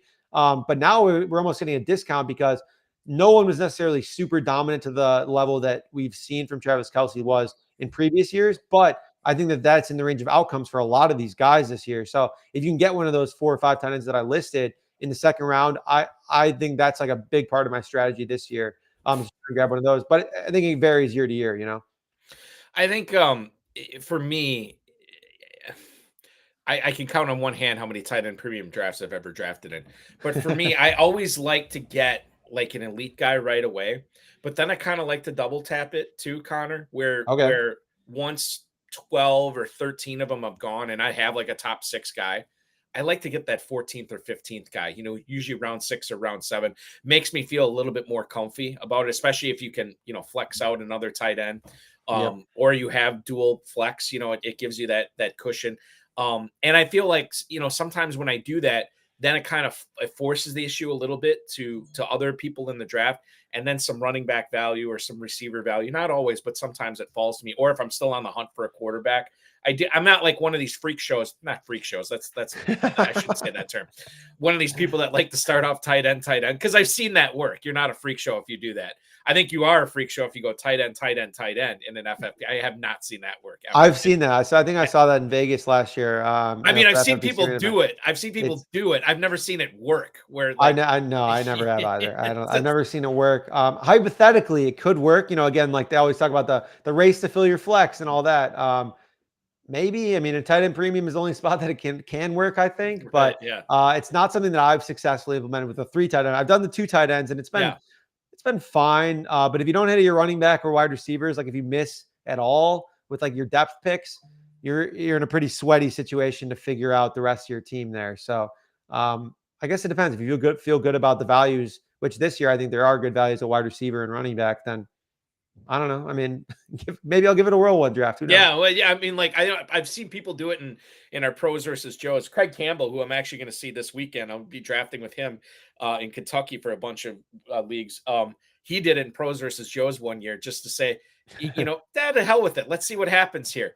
Crack Rock on the Oh, X, yeah. who is a noted FFPC drafter. I've seen him crank purple early and often before. Again, have not seen it work out, but man, I'd love to see it work out someday, because that would cause chaos in drafts next year with a lot of triple tight end starts. It'd be a lot of fun. Oh, yeah.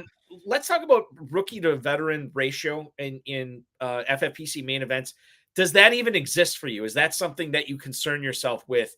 Having enough proven guys, but also having enough, high upside mystery box type rookies where we don't know what to expect from them. I've heard people talk about it. I never really focus on it too much. I feel like it usually takes care of itself. I don't think I've ever drafted a team without a rookie. I usually draft a couple of rookies at least on a lot of teams. How do you handle that? Is that something that you ever concern yourself with? I think it just goes hand in hand with like the upside versus floor of like how you're building out your lineup, right? So like, if you're in the 6th, 7th, 8th round and you're looking at guys like Xavier Worthy versus like Calvin Ridley, and like think like those scenarios, like I think it depends on what you have. And if you can't plan to keep on adding a wide receiver, like can you afford to draft a Xavier Worthy if he needs to be your starting wide receiver in week 1? Maybe not, like that's probably not something you want to do. But like in our main event with Paulson, he was like our 6th wide receiver. We took him in like round 8, like in that case, like that's like the perfect instance where like, all right, we have Keenan Allen, we have Tank Dell, we have Justin Jefferson and Marvin Harrison Jr. Xavier Worthy is a great target to add, when we have Patrick Mahomes or something like that. Like that's kind of the ratio of like, it's not something I'm like, oh, I have X, veterans and now I need more rookies. It's just like a natural thing of like, all right, I have some guys I'm ready to start. Now I just want upside. And rookies generally provide more volatility, right, in my opinion, than veterans. The balancing upside and floor, I think, is another thing that kind of goes hand in hand with what we talked about. How much different, and I know you talked about with the way that you guys hit running backs at the end of your draft. How much does chasing upside change in a format like this, where you're trying to be, quite frankly, you're trying to be as volatile as possible in the second half of your draft to try to make your team unique and make your team explosive enough to take down $1 million in a 3-week sprint? How much more are you chasing upside in this format rather than, just say a closed 12-team league? Yeah, way more. And I think that it's like different kinds of upside, right? So when you're drafting like a best ball team, right? Like you want like week to week upside that's not necessarily predictable. You want like the Gabe Davises, the Rashid Shaheeds, the guy who's are going to pop off like randomly when maybe you weren't expecting it. Whereas like in this type of league, I want, late round rookies who can be weekly starters, like Brian Thomas Jr. Maybe he's volatile, maybe he's not, maybe he's Calvin Ridley, but we might not see it for 6 weeks. But when he hits, he's going to be a great starter. I think the same thing happened with Jaylen Waddle a couple years ago. It happens every year with rookies. Like certain guys are not volatile. Sometimes are, you want them as like a weekly starter, like a guy that you can actually throw in there and you're not just like, oh, well, it might be 2 points, it might be 20, but probably 2. Like I want the guy who's going to come in, score 15, 20 and still has that upside. So that's just like the archetype of player, I would say, that can develop in like a weekly option instead of just like the more volatile high ADOT types of guys. But in general, like, yeah, it's like way more volatility, the most, all the way levered up, just need everything we can, in terms of like volatility wise to hopefully win the last few weeks. Do you feel like you are chasing upside at one position more so than other positions at all? Well, this year it's like a lot of like, I would say RB2, just the way my drafts are shaking out. It's always been like 1-ish running back in the first couple rounds. And then I'm just like hammering running back from rounds like 7 to like, again, 15, like half of them are usually running backs.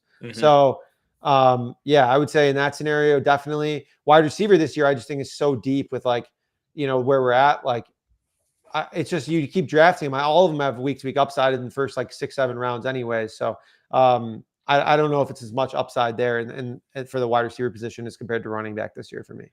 Yeah. And I think that's true of like, I've always viewed it as, I know people that say, oh, you can always find wide receiver late. And I'm like, well, I don't know. Number one, I don't know about always.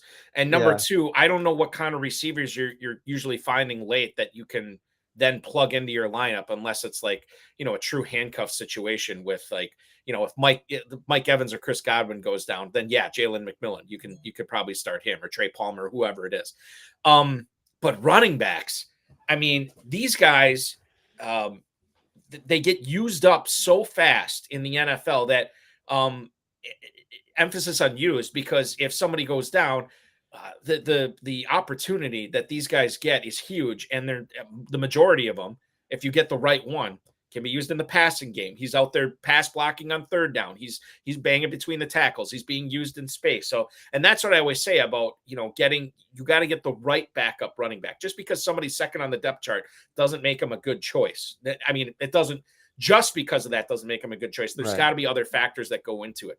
And I think that leads me into my next question here. When you draft your running back early on, as you said, you've been doing this year, and try to figure out RB2 later, which is something I've done for years. Hasn't worked out for me, but maybe I'm just not looking in the right spot for the second running back. I shouldn't say it's never worked out. It has worked out sometimes. But when you talk about backup running backs in the FFPC main event, what's the correct approach? Do you like to back up your guy that you got in the first round?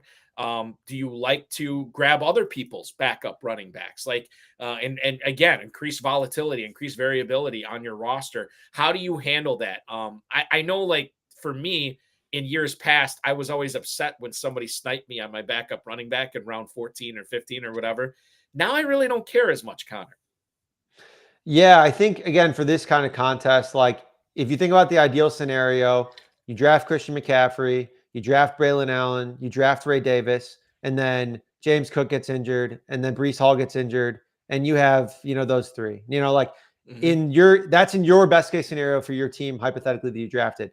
If you drafted Jordan Mason, like that, you're, eliminating risk, right? But you're not gaining anything. Like, you're just like, you've treaded water, essentially, hopefully. Like, I mean, again, like, there's no way that he's going to score Christian McCaffrey levels, but like, you're basically just got like an RB2, maybe RB1, like low end RB1. It's like, in my opinion, I traditionally try and take other people's handcuffs with contingent upside, because, again, it's like Braelon Allens of the world, the Ray Davis of the world. Like, I think those guys have way more upside for my team specifically. And then that's why I kind of like to mix the floor guys with like the ceiling guys, which is usually, again, like 0 week-to-week value. You can't, Braelon Allen is unstartable week 1, like you can't play him. But again, by week 5 or 6, if something happens, or even if Braelon or Breece Hall misses a couple games here and there, you're like, you have a couple good starts, like RB2 worthy starts for sure. So that's kind of my general strategy for handcuffing. And that's kind of what I've done.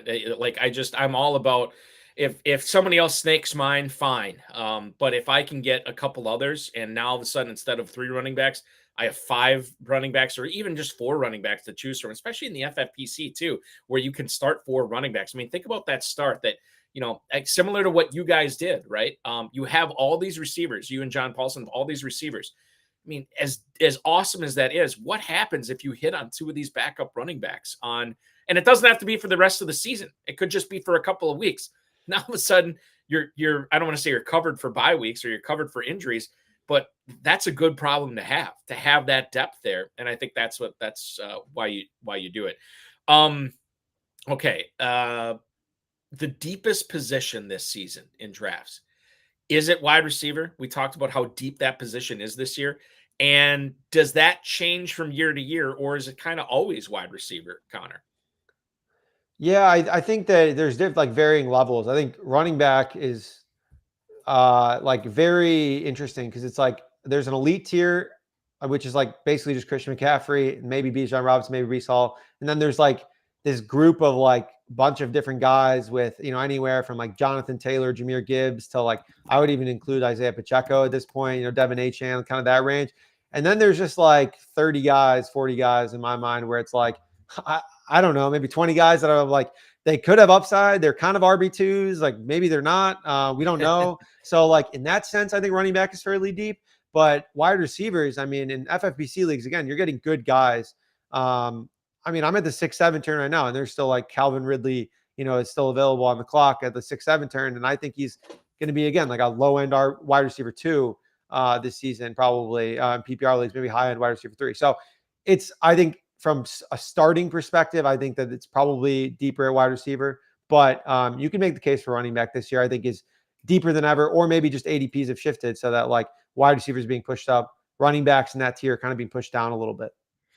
Connor Allen at Connor Allen NFL on the X. Check him out at 4for4football.com. And of course, listen to the Move the Line podcast, where you can get anywhere you get podcasts, 4for4 bets as well. Connor, is there anything else that we should promote? No, I mean, we have rankings, we have articles. I'm writing about the FFPC a bunch, and then release all my player props, all my bets, and everything. So. Sean Engel, thank you so much for producing. Connor Allen, great job tonight. Thank you so much. MyFFPC.com is where to go. Matt Schell from Draft Sharks joins me next week at 7 o'clock. It's going to be a fun show. MyFFPC.com and, of course, 4for4.com for the best fantasy analysis. Good luck, Connor, in winning that $1 million. For Sean Engel and Connor Allen, I'm Eric Balkman. Talk to you next week, everybody.